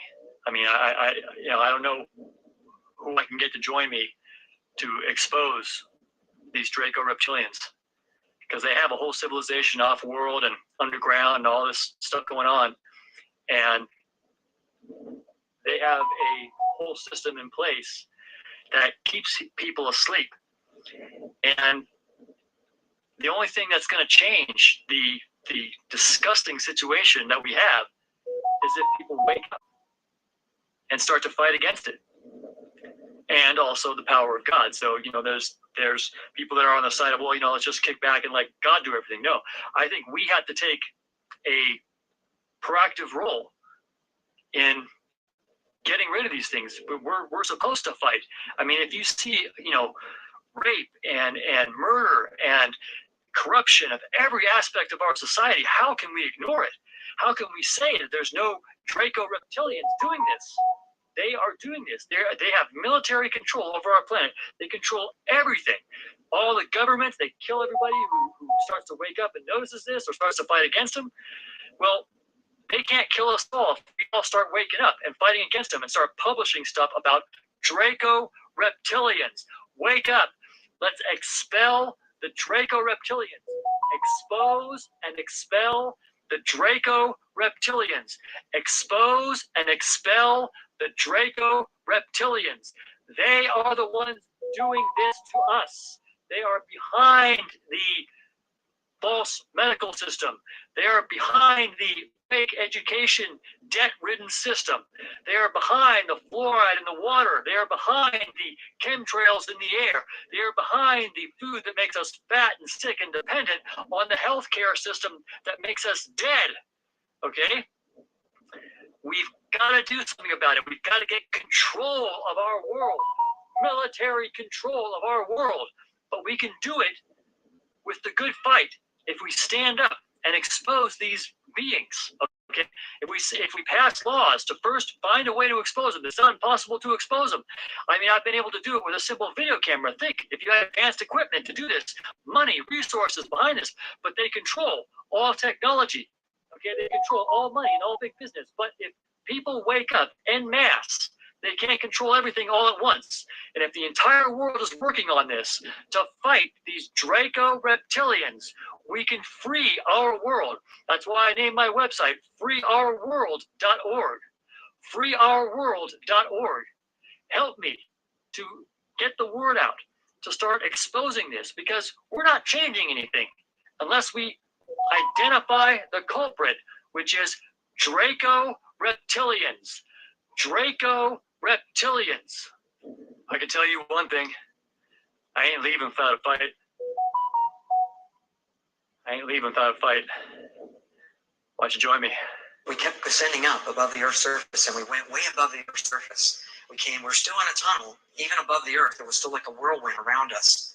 I couldn't see it, but I knew it was there. And we went way above till we came out of this tunnel.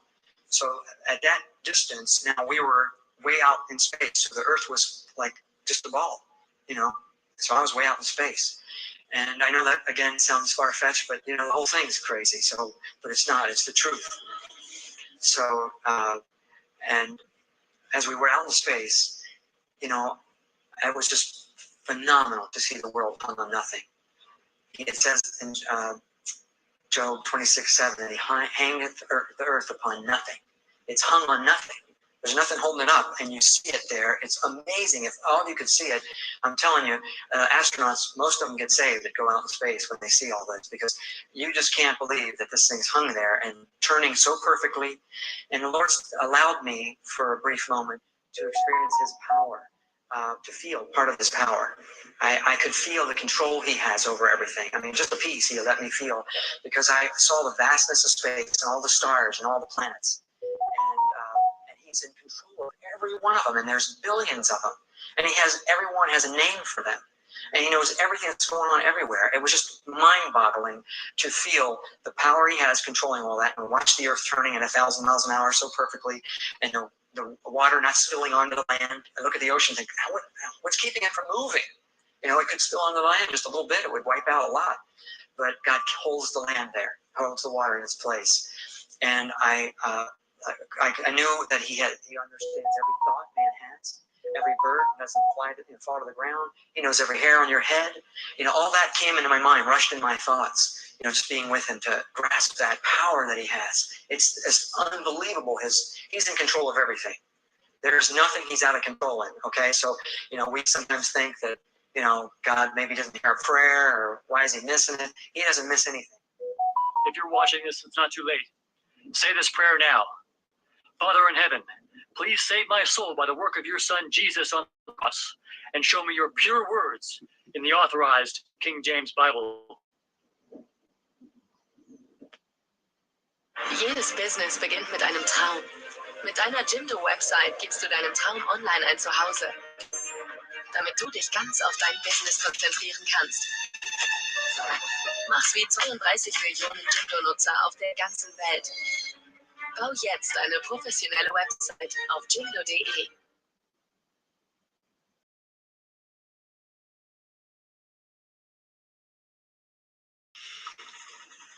Hi YouTube, this is Southern Purple One, and welcome to Boots on the Ground. If you have anything you could add, it'd be appreciated by me and definitely by all the people that watch the video. You can send it to southernprepper1@yahoo.com. Southernprepper1@yahoo.com. Let's get right into it. BP had a fire at one of their facilities in Indiana. It was a refinery fire, and it was caused by an electrical problem, and it took offline 430,000 barrels of crude being refined. The local price is right next to that. The person sent me also said that the diesel prices have gone up 19 cents per gallon. That's probably definitely related to this fire, an electrical problem. Also, President Biden announced that Ukraine is going to get $3 billion in additional money. I've lost track of how much money we have given Ukraine for their fight with Russia. This comes from someone that's in the know. This is from Oregon, and I'll read it to you. Our farmers were told that they'll be allocated about 1/7 of the water they normally get this year. Our area is largely beef cattle and organic fodder for cows that become organic beef. We have the largest source of organic pastures in the region. At the beginning of this season, many beef farmers cut their herd between 20 and 35%. Some producers that grow products also cut back. Some will be going out of business at the end of this year. This week, the Bureau of Reclamation ordered a shutoff of 18 irrigation areas. If water is shut off now, crops in those areas will just burn up and not be harvestable. Some of the irrigators have refused to shut off the water, so there's a lot of crisis going on right now. When organic meat prices go through the roof, it's going to be directly tied into this water shutoff in Oregon, but most people won't put the two and two together. Farmers are furious that they were given their allocation at the beginning of the season, so they, planned for it and were planning on using water throughout the whole season. And now it's being cut off. Terrible for these farmers. They're going to lose a lot. For the past year and a half, my wife and I have been ordering 1/4 of a fresh beef cow for $700 from a local farmer. Today, he texted me and said the price is going up to $900. Too expensive for us, so we're going to try to start raising our own steer for slaughter. This is West Palm Beach, Florida. Just got back from Aldi's. Fully stocked. A lot of things in there. Definitely prices are going up, but they are fully stocked in this area. This person got kidney stones in 2021 Christmas, so just recently. And after that, he vowed that he was going to drink more water, but he adds some type of lemonade flavoring to his water, and he was buying it for less than $2. It has gone up now to just a little bit less than $4, so it's pretty much doubled in price in a short period of time. This person sent this in from Central Indiana. Their daughter's going to have a baby, and the hospital informed them that they are out of the drugs that they use for the epidural, but they have another drug, but this drug can cause a chance of migraines during and after labor.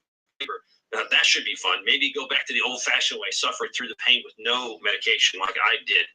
I don't think anything could be worse than childbirth with a migraine. I think that would be disastrous for this poor mother. This person works in a medium-sized university in Ohio. This was the first week of the semester, and close to 10% of our incoming freshman class decided not to attend last minute. This is a large blow to our finances for the university. I've heard college enrollment is down nationwide, maybe due to the economic trouble and people not being able to afford college, or people are realizing there are other career options. This person lives in Westchester, New York. Food stores are mostly packed, no real shortages, but crazy prices. They gave some examples, just crazy high prices, and everyone's experiencing this.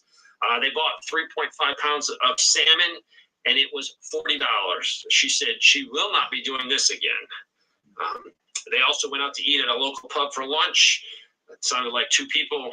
And they bought bacon cheeseburgers with fries and a small adult beverage, and it was $70 because they have a new surcharge added. They said for freaking burgers, there's no way this is sustainable. So example after example after example, restaurants are charging, and they probably are charging what they need to charge to make a profit, because all the wages that they're paying their employees are going up. To attract people to work in the service industry, wages are going up. So I don't blame the restaurants. I think they're just caught in this vicious circle. They also said, and this would be Westchester, New York, crime is skyrocketing in our area. Then you had the situation that happened in Alabama in the National Forest. 2 women and a child set up an off-grid camp. One of the women went to the road and faked a broke down vehicle and had a car stop. Ordered them out of the vehicle. The driver of the vehicle produced his own firearm. There was a shootout. The victim was shot and killed. The criminal was shot but not killed. She was eventually arrested. They eventually found the camp with the other lady. They did arrest her. In the process of arresting her, I think it was a 5-year-old child, came out of the woods with a loaded shotgun. They were able to get the shotgun away from the child when he dropped it. So the moral of this story is we all say, stay out of the city. They're dangerous. They're concrete jungles. You can find criminals anywhere, especially when you're in national forest. If you're way out in the country like I live, police help is 20 minutes apart, 25 minutes. It might take forever. If you're in a national forest or in a state park near me, it could be hours before they locate you. So you are on your own. So take responsibility for your security. Try to be armed at all times and aware of the situation. This person said, I can back up your report about lab-grown cultured meat. My husband works in agricultural in Central California, and he went to get training on this. He was disgusted. They're going to be pushing it as a grain option for real meat and using it in packaged products as real meat. It supposedly looks, feels, and smells like real meat, but it's growing from cells taken from real meat. So watch it, read your packaging very carefully, even the small print, making sure this is the real deal beef if you're wanting beef or chicken, whatever you're trying to get. This person said that probably because of all the ranchers selling and farmers selling their beef, their pork, hopefully this will drive the price down. This is an opportunity for you to buy it cheaper and go home and can it. Canning is the best way of doing it because you don't have to rely on electricity. If you freeze it, that's great, but make sure you have a backup plan that's sustainable until you can eat through all of the freezer. This person said, went to Walmart and corn was $1 an ear, no melon of any kind, and in summer, it's unheard of. I work at BMW. We have 2 plants in Greer. One plant has been working limited hours due to chip shortages. The plant I work at, it has priority, so we're getting parts from other BMW plants around the world to keep working.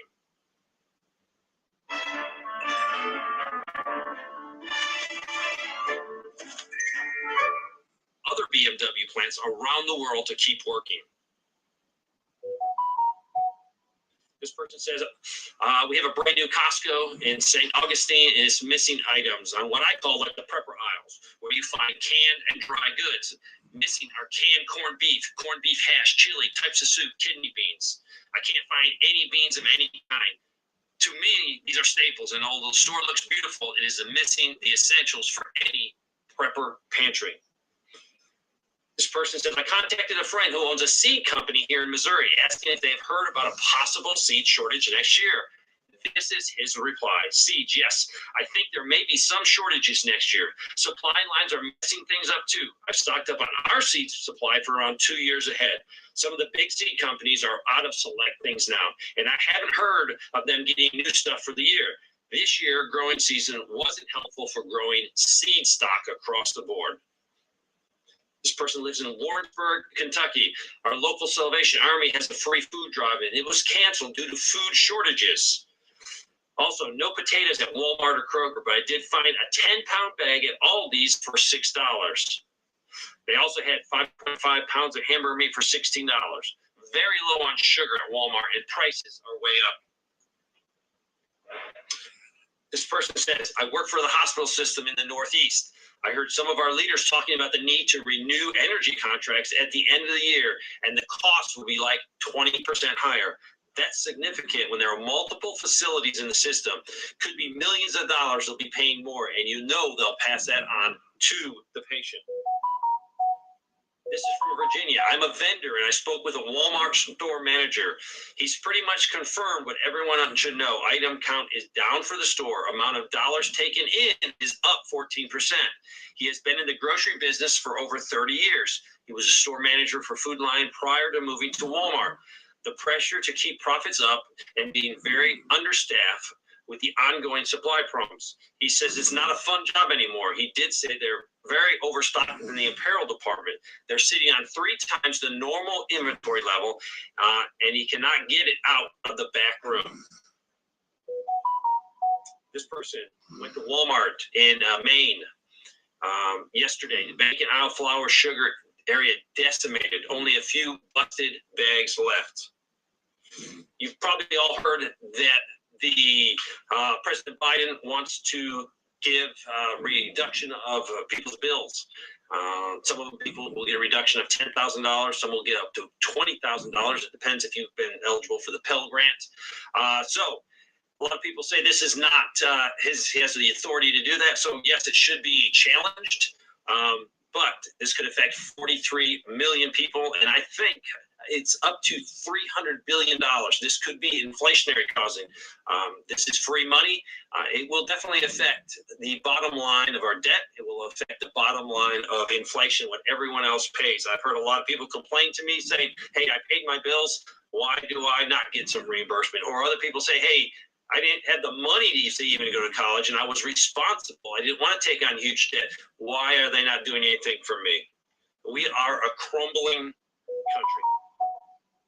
I live in the San Francisco Bay Area. While driving on the freeway north towards Oakland this morning, there were massive amounts of trucks heading south from Oakland. Lots and lots of trucks. Now they're thinking maybe because we are so close to the port of Oakland. That's probably the reason. But if trucks are driving there, that means they're going other places in the United States. So that is a good. Halloween and Thanksgiving and Christmas are just over the horizon. If you don't have your turkey in hand, maybe get it now. So if you see it available, buy it just in case there is a shortage. At least you'll be set. Also, I've reported this before, but the Hershey's plant in Pennsylvania said they're going to be short on a lot of Halloween candy. They're going to be short on Christmas, Thanksgiving candy. So if you absolutely need something now, go ahead and get it. Also, this person says Pennsylvania has long been known as a strong lumber and timber state. Was chatting with a good friend who works in the local hardware lumber retailer, and he was telling me over the last 6 to 8 weeks, the bottom has fallen out of the hardwood business for all species, including cherry, white oak, red oak, maple, and etc. So with this hardwood market declining, will this affect the logging market? And they think it will. It's probably going to affect the big guys more that have a lot of debt. If you have a small operation, you'll probably survive if you have low debt. This is from Fayette County, Pennsylvania, Southwest Pennsylvania. They said 3 of the local grocery stores are going out of business, and that's within their 20-mile radius. I have been well aware of the increasing price and challenges of prepping. Enjoy hearing from people through boots on the ground. I live in a rural area in north central Illinois, not a large city. After a quick visit to the dollar store, I went to a local Walmart for coffee. My eyes were open for the first time. I noticed that literally 1/3 of the parking lot now is full of shipping containers. We'll try to keep this short, but after entering the store, a major reset is underway. Grocery aisles has been condensed with products never before displayed together, now are. The coffee section was dismal. Didn't buy what I went for. Great value items almost non-existent. Name brand products in small sections with limited option. Here was the kicker. The section of imported Mexican food items were relocated to the clearance aisle, and there was a lot of clearance items on sale, so they took advantage of these. A Walmart employee told me a lady came in and bought all of the baby formula that they had. So a lot of places are redoing their shelves. Is this because they can't get products and they're trying to make their store look full? This is from South Carolina, not far from me. This person works in an assembly production, and they make fans. Normally, they make 300 fans in a week in a 40-hour period. Next week, they're only scheduled to make 400. Now, these fans are used for tractors and mining equipment, I guess heavy equipment. So not the box fan we use in our house. The company has made about $10 million this year, so the plant manager is going to have everyone doing cleaning and special projects. That way, no one will be out of work. But he said if they did not have raised their prices on everything the company would made, they would have lost money this year. Sales have gone way down. Yes, if you're normally making 1,200 fans for heavy equipment and you're only scheduled to make 400, they might get away with putting people on cleaning duties and other little projects. But after a week or two of that, the plant's going to be clean, and then there's going to be hard decisions. The plant will probably be laying people off unless they can get an influx of new orders. In mid-July, my parents' stove died. They went to Lowe's and purchased a $1,500 gas stove. It was not the top-of-the-line stove. 2 weeks later, they got the stove delivered. There was no gas connection tip, so they had to go out and get that. But they also bought a stove that was faulty. The temperature gauge was faulty. And according to the manufacturer, there is no one in their area that can fix it. So no service technicians. So they returned it to Lowe's, and they were going to get another stove. So the stove that they only had two choices to pick from. My parents asked, why do you only have two choices of these gas stoves? And they were told by the Lowe's that the companies are no longer producing gas stoves. They're switching to electrical stoves because it's greener. Apparently, major appliance companies are phasing out productions of gas ranges for electric to meet green energy demand. On a positive note, this opens up an opportunity for anyone with the knowledge to refurbish gas stoves and sell them. I live in Michigan and frequent the Dollar General stores. Price increases on a regular basis. Today I picked up something, and it was supposed to be $5. So I got up there, it rang up at $6.15. The cashier did give it to me at the other price, so that was good. And I talked to the cashier, and she says they change prices every Tuesday. So I don't know if that's done by computer or if they physically go around and change them out. But I know they're short people. Op 5 september actuele highlights bij Lidl. Zum Beispiel Overlock-Nähmaschine für 170 Franken, Overlock-Nähgarnspulen für 1,49 Franken oder Nähsortiment für 6,99 Franken. Lidl lohnt sich. And change them out. But I know they're short people. This is very current. This is a person that worked for Ford. They did work for Ford. They were just let go. They were one of those 3,000. This person's an older person. They have a pension. They saw this coming, and they had an idea, they could eventually. So they were mentally prepared for that. They said, unfortunately, many of my coworkers were blindsided and are now in shock. And I really feel for them.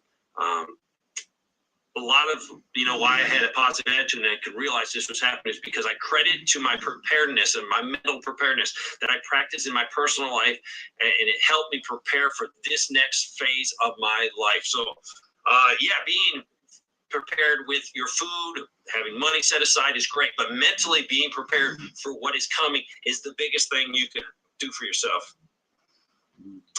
This person said they're in Fort Wayne, Indiana, just noticed 2 shipping containers that are a local Dollar General. Never saw this before. I went to our local Chinese buffet, and there was a sign. There will be a $6.99 charge will be added to your bill if you waste more than 2 pounds of food. I'm all for that. I've gone to buffets, and I've seen people leave ungodly amount of food. It's a crime on their plate. Go back and get more. Just sample a little bit.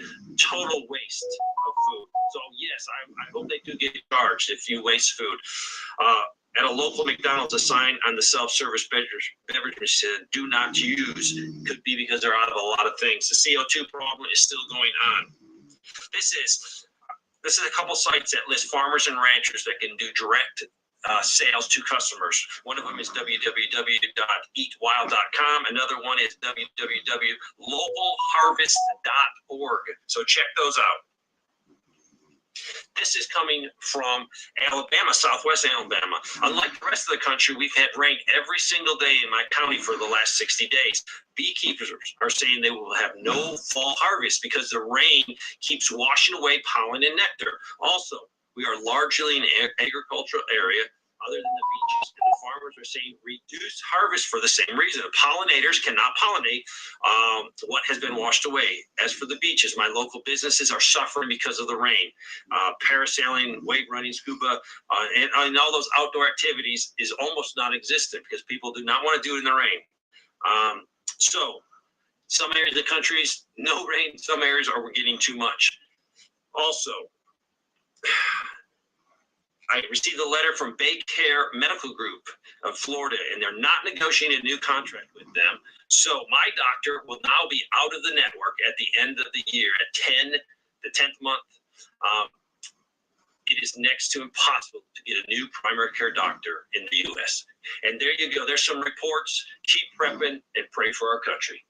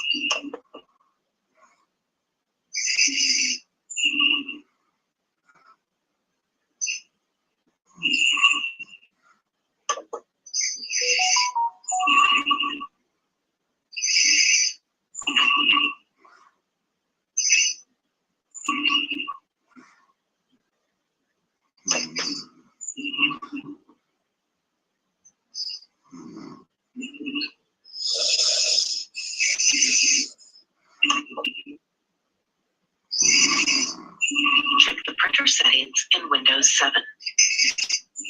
On the Start menu, click Control Panel. Click Hardware and Sound. Click Devices and Printers.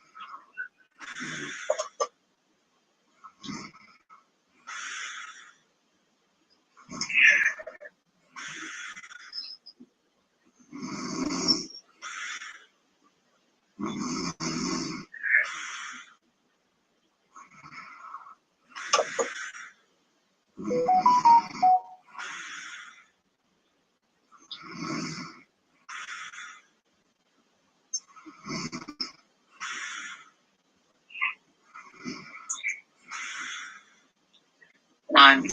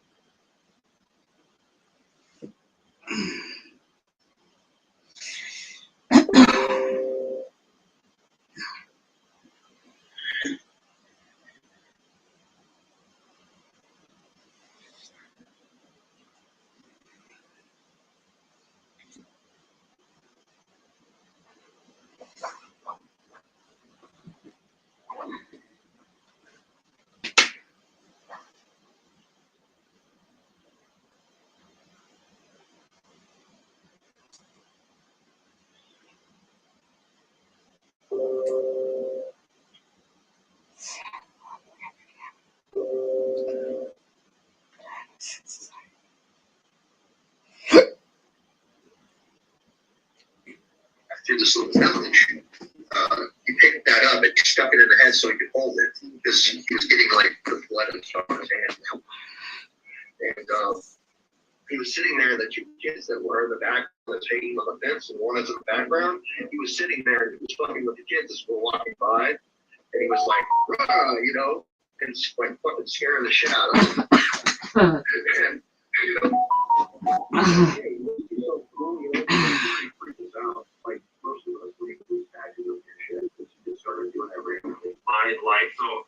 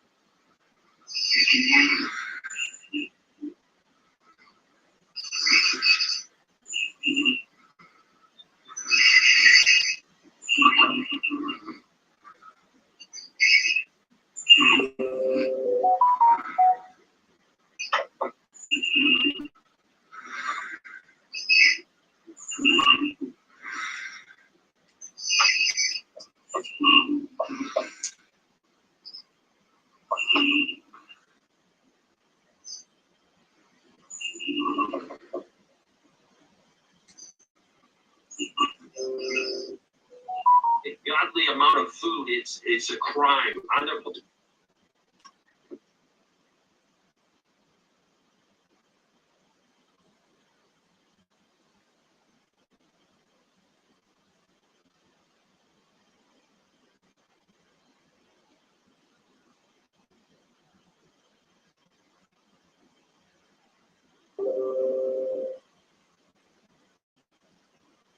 Through this little village, I armed him up and that's what happened to kids.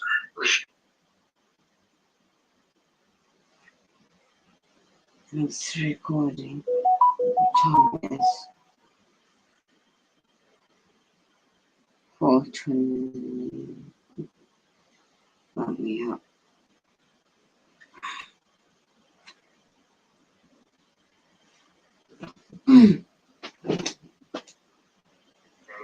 I made it.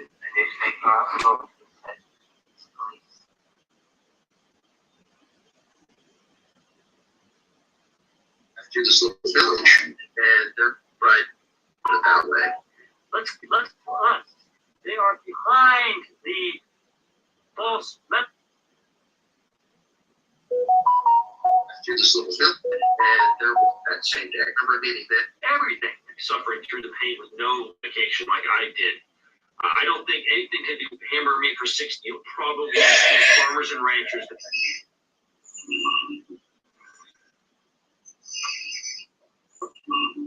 That's weird. I'm asleep. How can I touch the computer keyboard? And that's what I can hear. Someone touches the keyboard. And I'm asleep. This is very weird.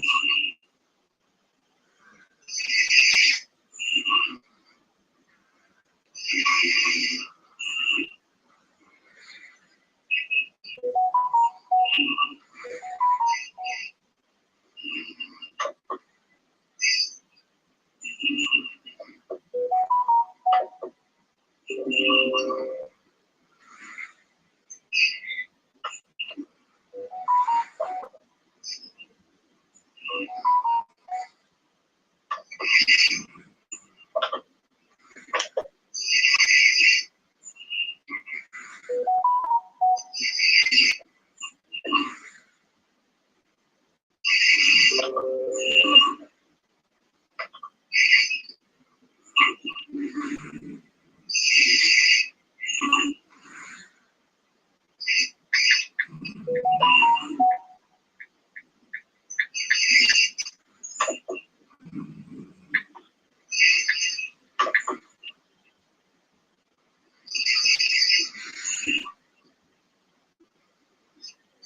average UK household has more than £5,000 of debt. Are you one of them? If you're in debt with £5,000 or more, give me 30 seconds.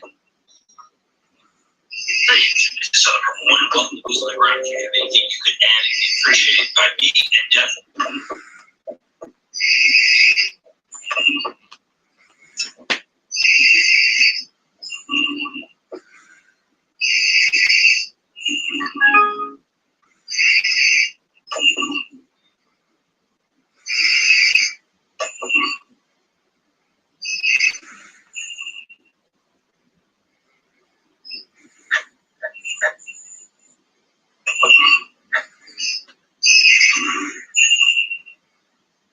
This is weird.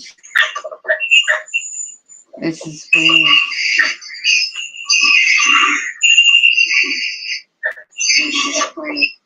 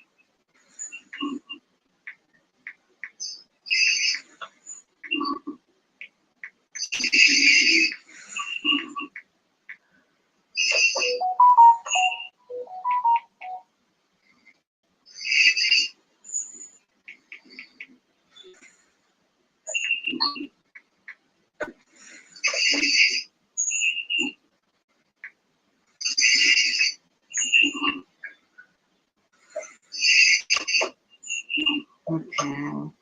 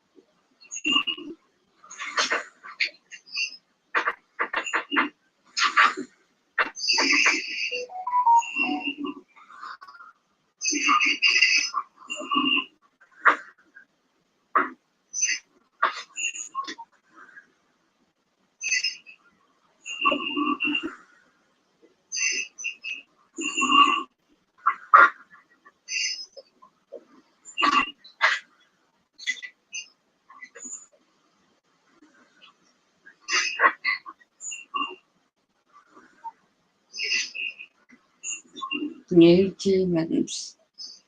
You effing demons. You just want me to know that you've been doing what you're doing.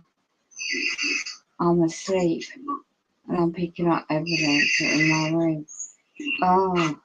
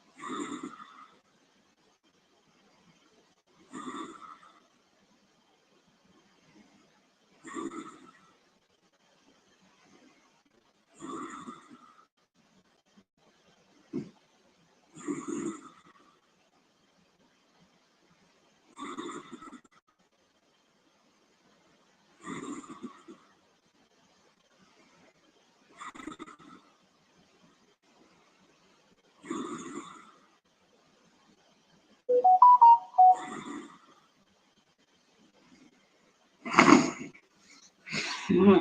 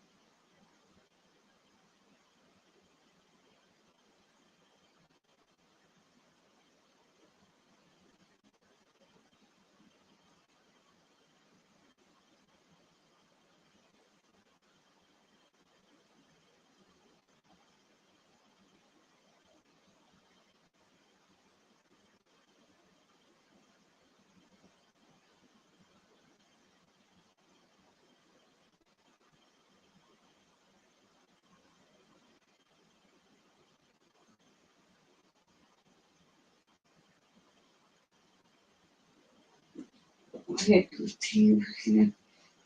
Shut the door behind you. Search the lights behind you. Lock the door.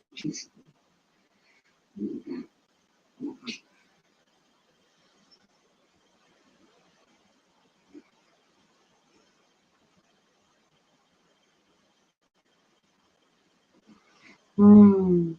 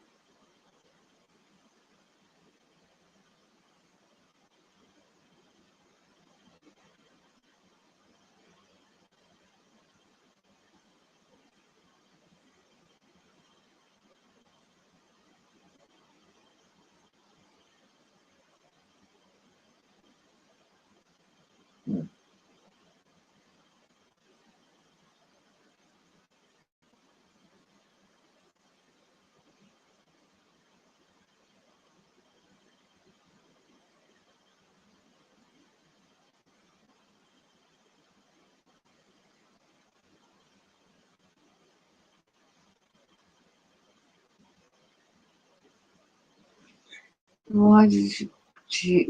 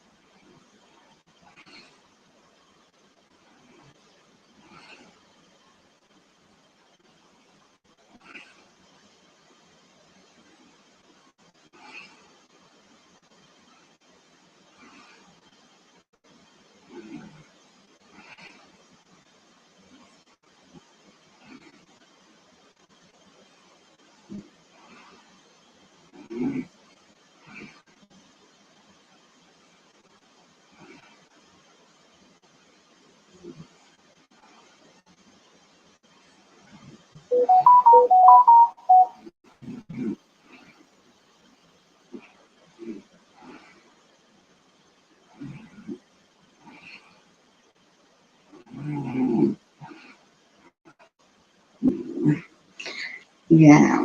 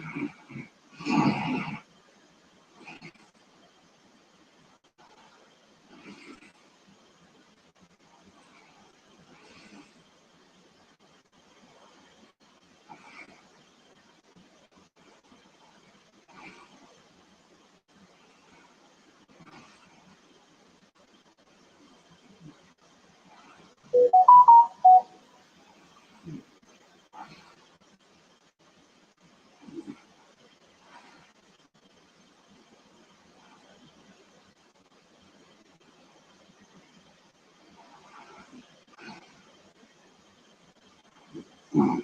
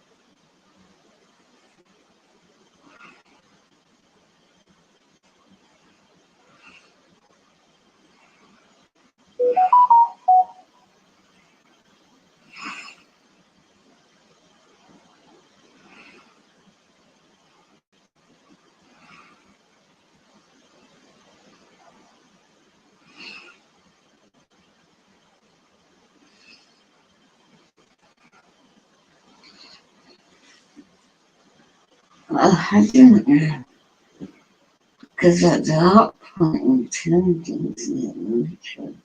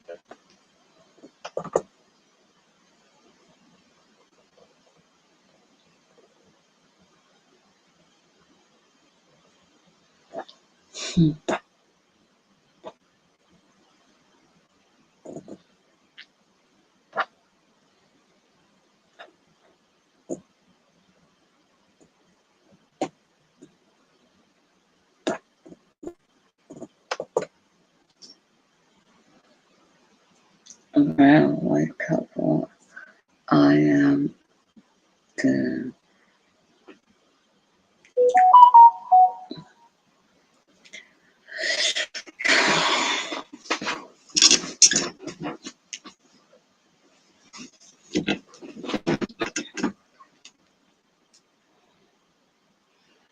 weird and it sounds like you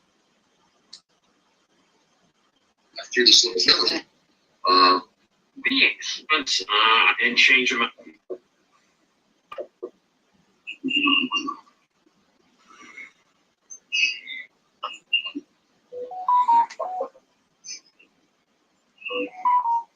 ghosts.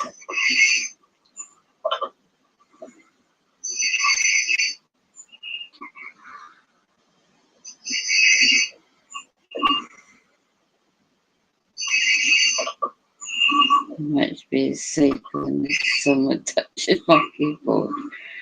Really? Cast you out. Dream recreation. Natural sleep is not manipulation of the brain.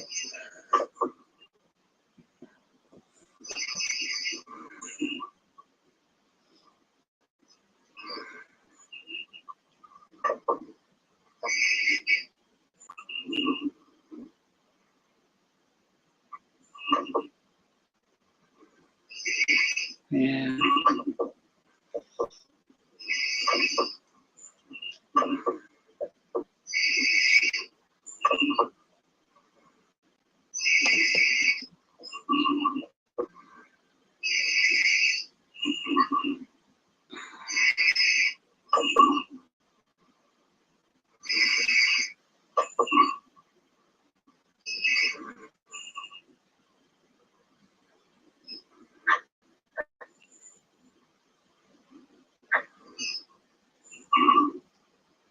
It's very strange.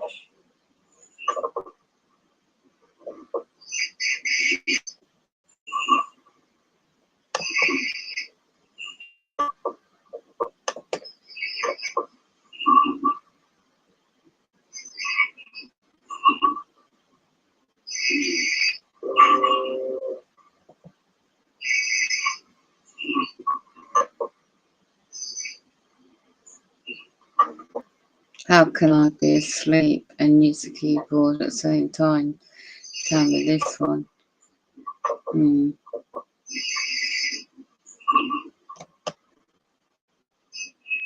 I've got audio recording of this. It's demonic.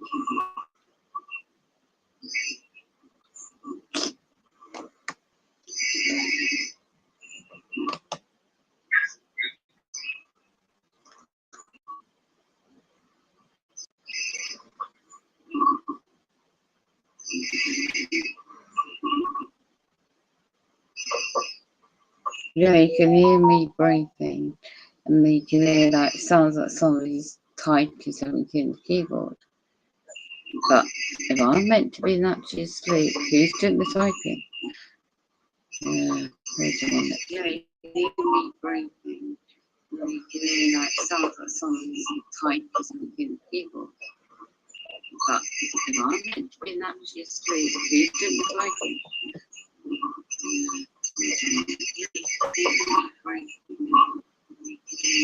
It's military mileage Black Ops. This is one of the shifting. It's demonic part It's military mileage Black Ops. It's one of the shifting.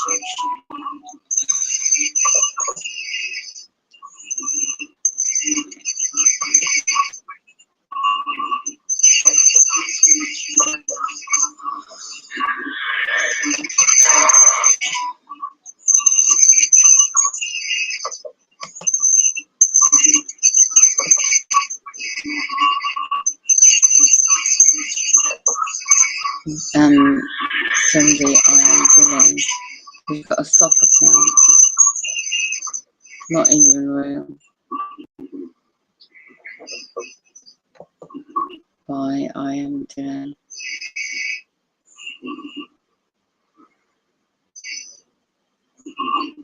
My lab's mind control AI take over the human brain. What you can hear is evidence.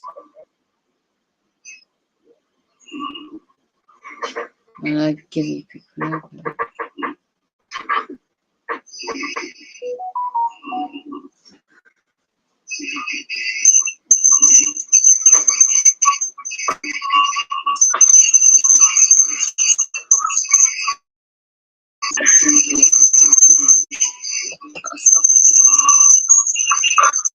Not even real. Why I am doing.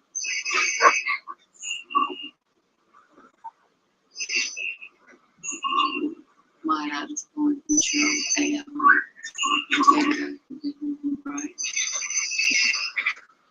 Hello, EL, Romeo. You probably say hello. Time difference. Some good boxing videos. Tanya was in earlier. Right.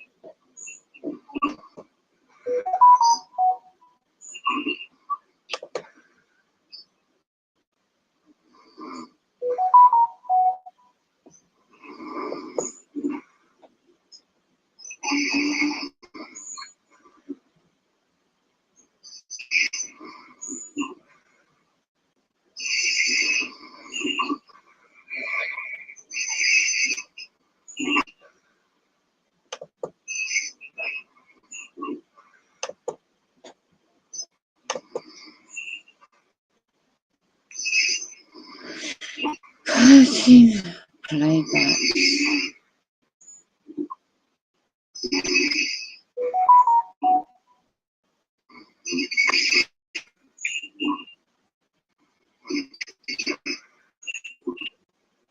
Close. Right. I'll run this one. Before I want to know what the skies.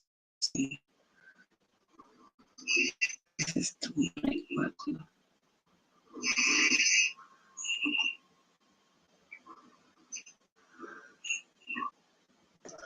Oh, right. So, check. Liz Truss chose to Bob Mueller to meet the Queen today.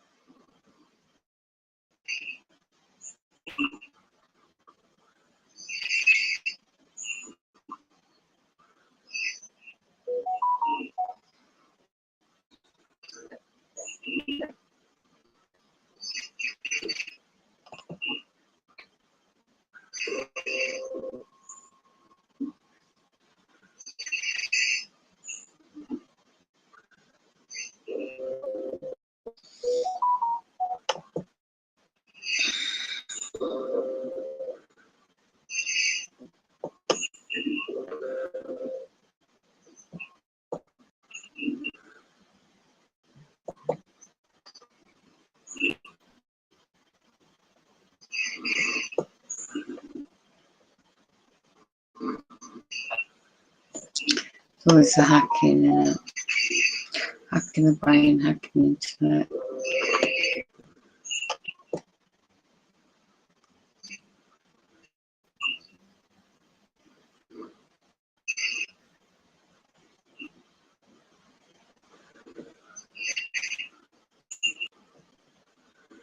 What the cow?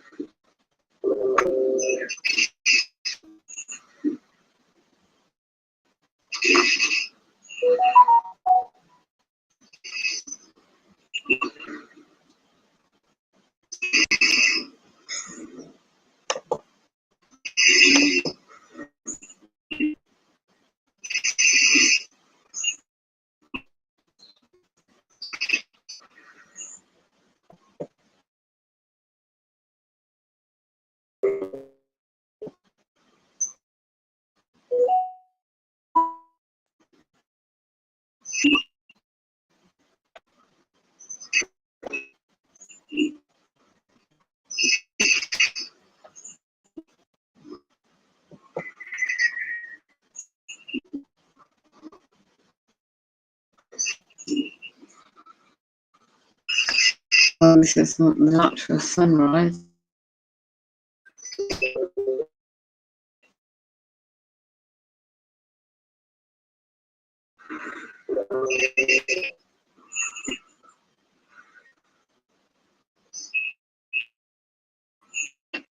Hold on, we've got two sunrises.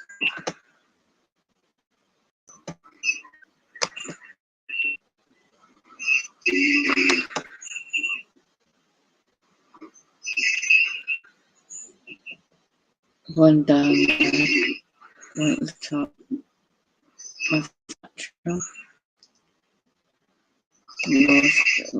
you're hearing is my audio.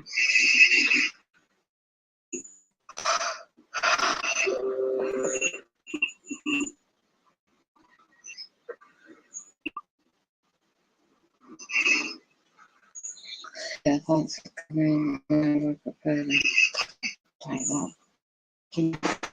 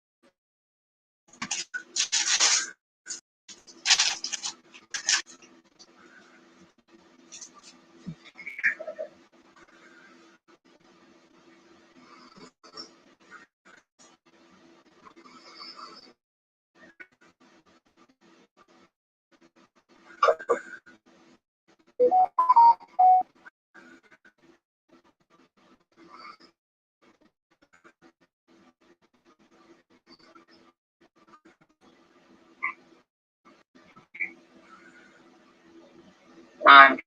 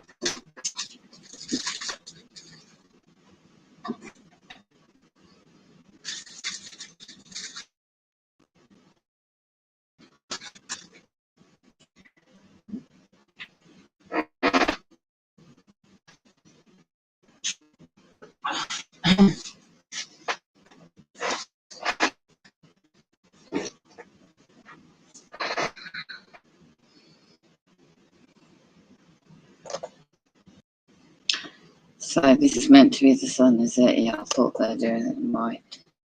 So, because it hurts my chest. So, 8 o'clock now.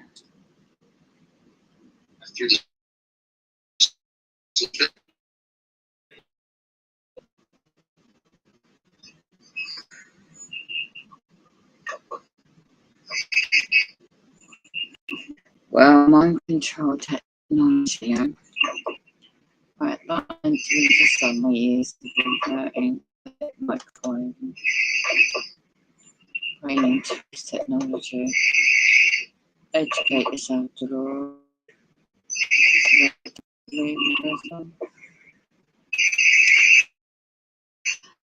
Wow, that's not that close to the sea. Wow.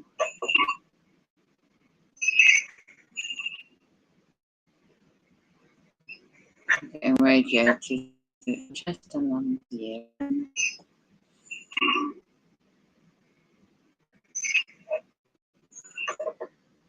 New group guys on this live with before I end the stream and restart a new one. Oh my gosh, this is not enough for some. Yeah, I know my body needs. I can't be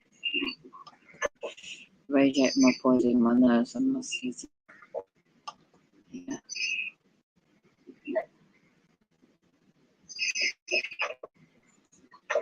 You know that it's like someone's typing on this computer. Bit on me.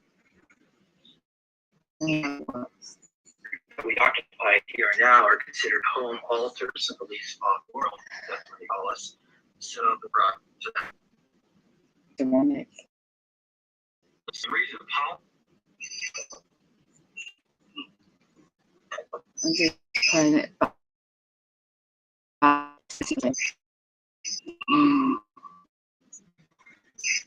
When you're that.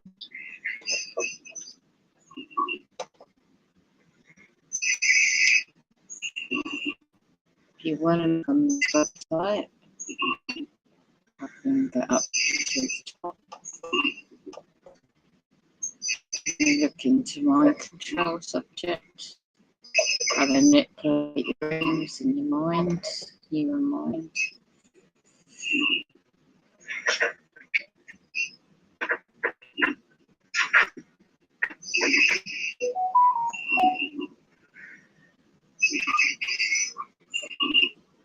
Well, these demons are making it obvious.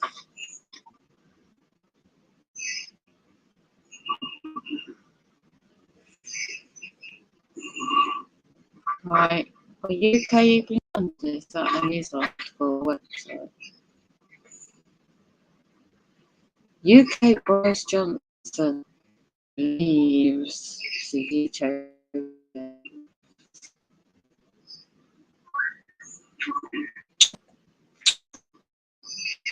He's not the I'm gonna cough.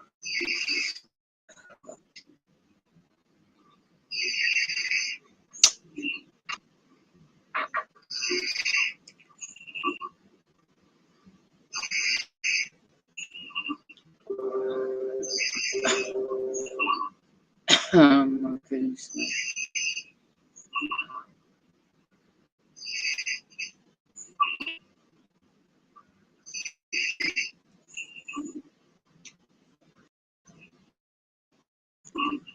Let me say that I am not one who's talking.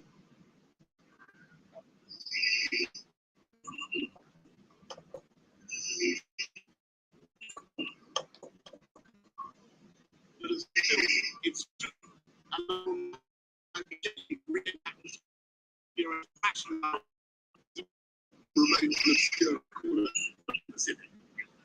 and like Cincinnatus, I am returning to my family. I will be offering this government nothing but the most.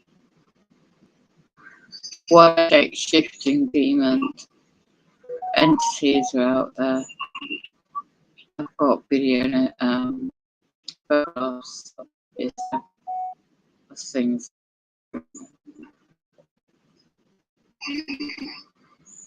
This is a tough time. Tough time.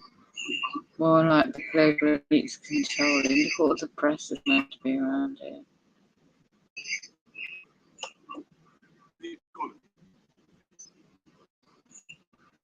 It's the tough times for families up and down the country. We will get political power outside. How do people they live on towers, no clue, ordinary. Behind Liz Truss and her team and her program to deliver the people of this country. because that is what the people of this country want, and that's what they deserve. I'm proud to have discharged the promises I made to my party when you were kind enough to the biggest majority since 1987, the biggest share of the vote since 1979.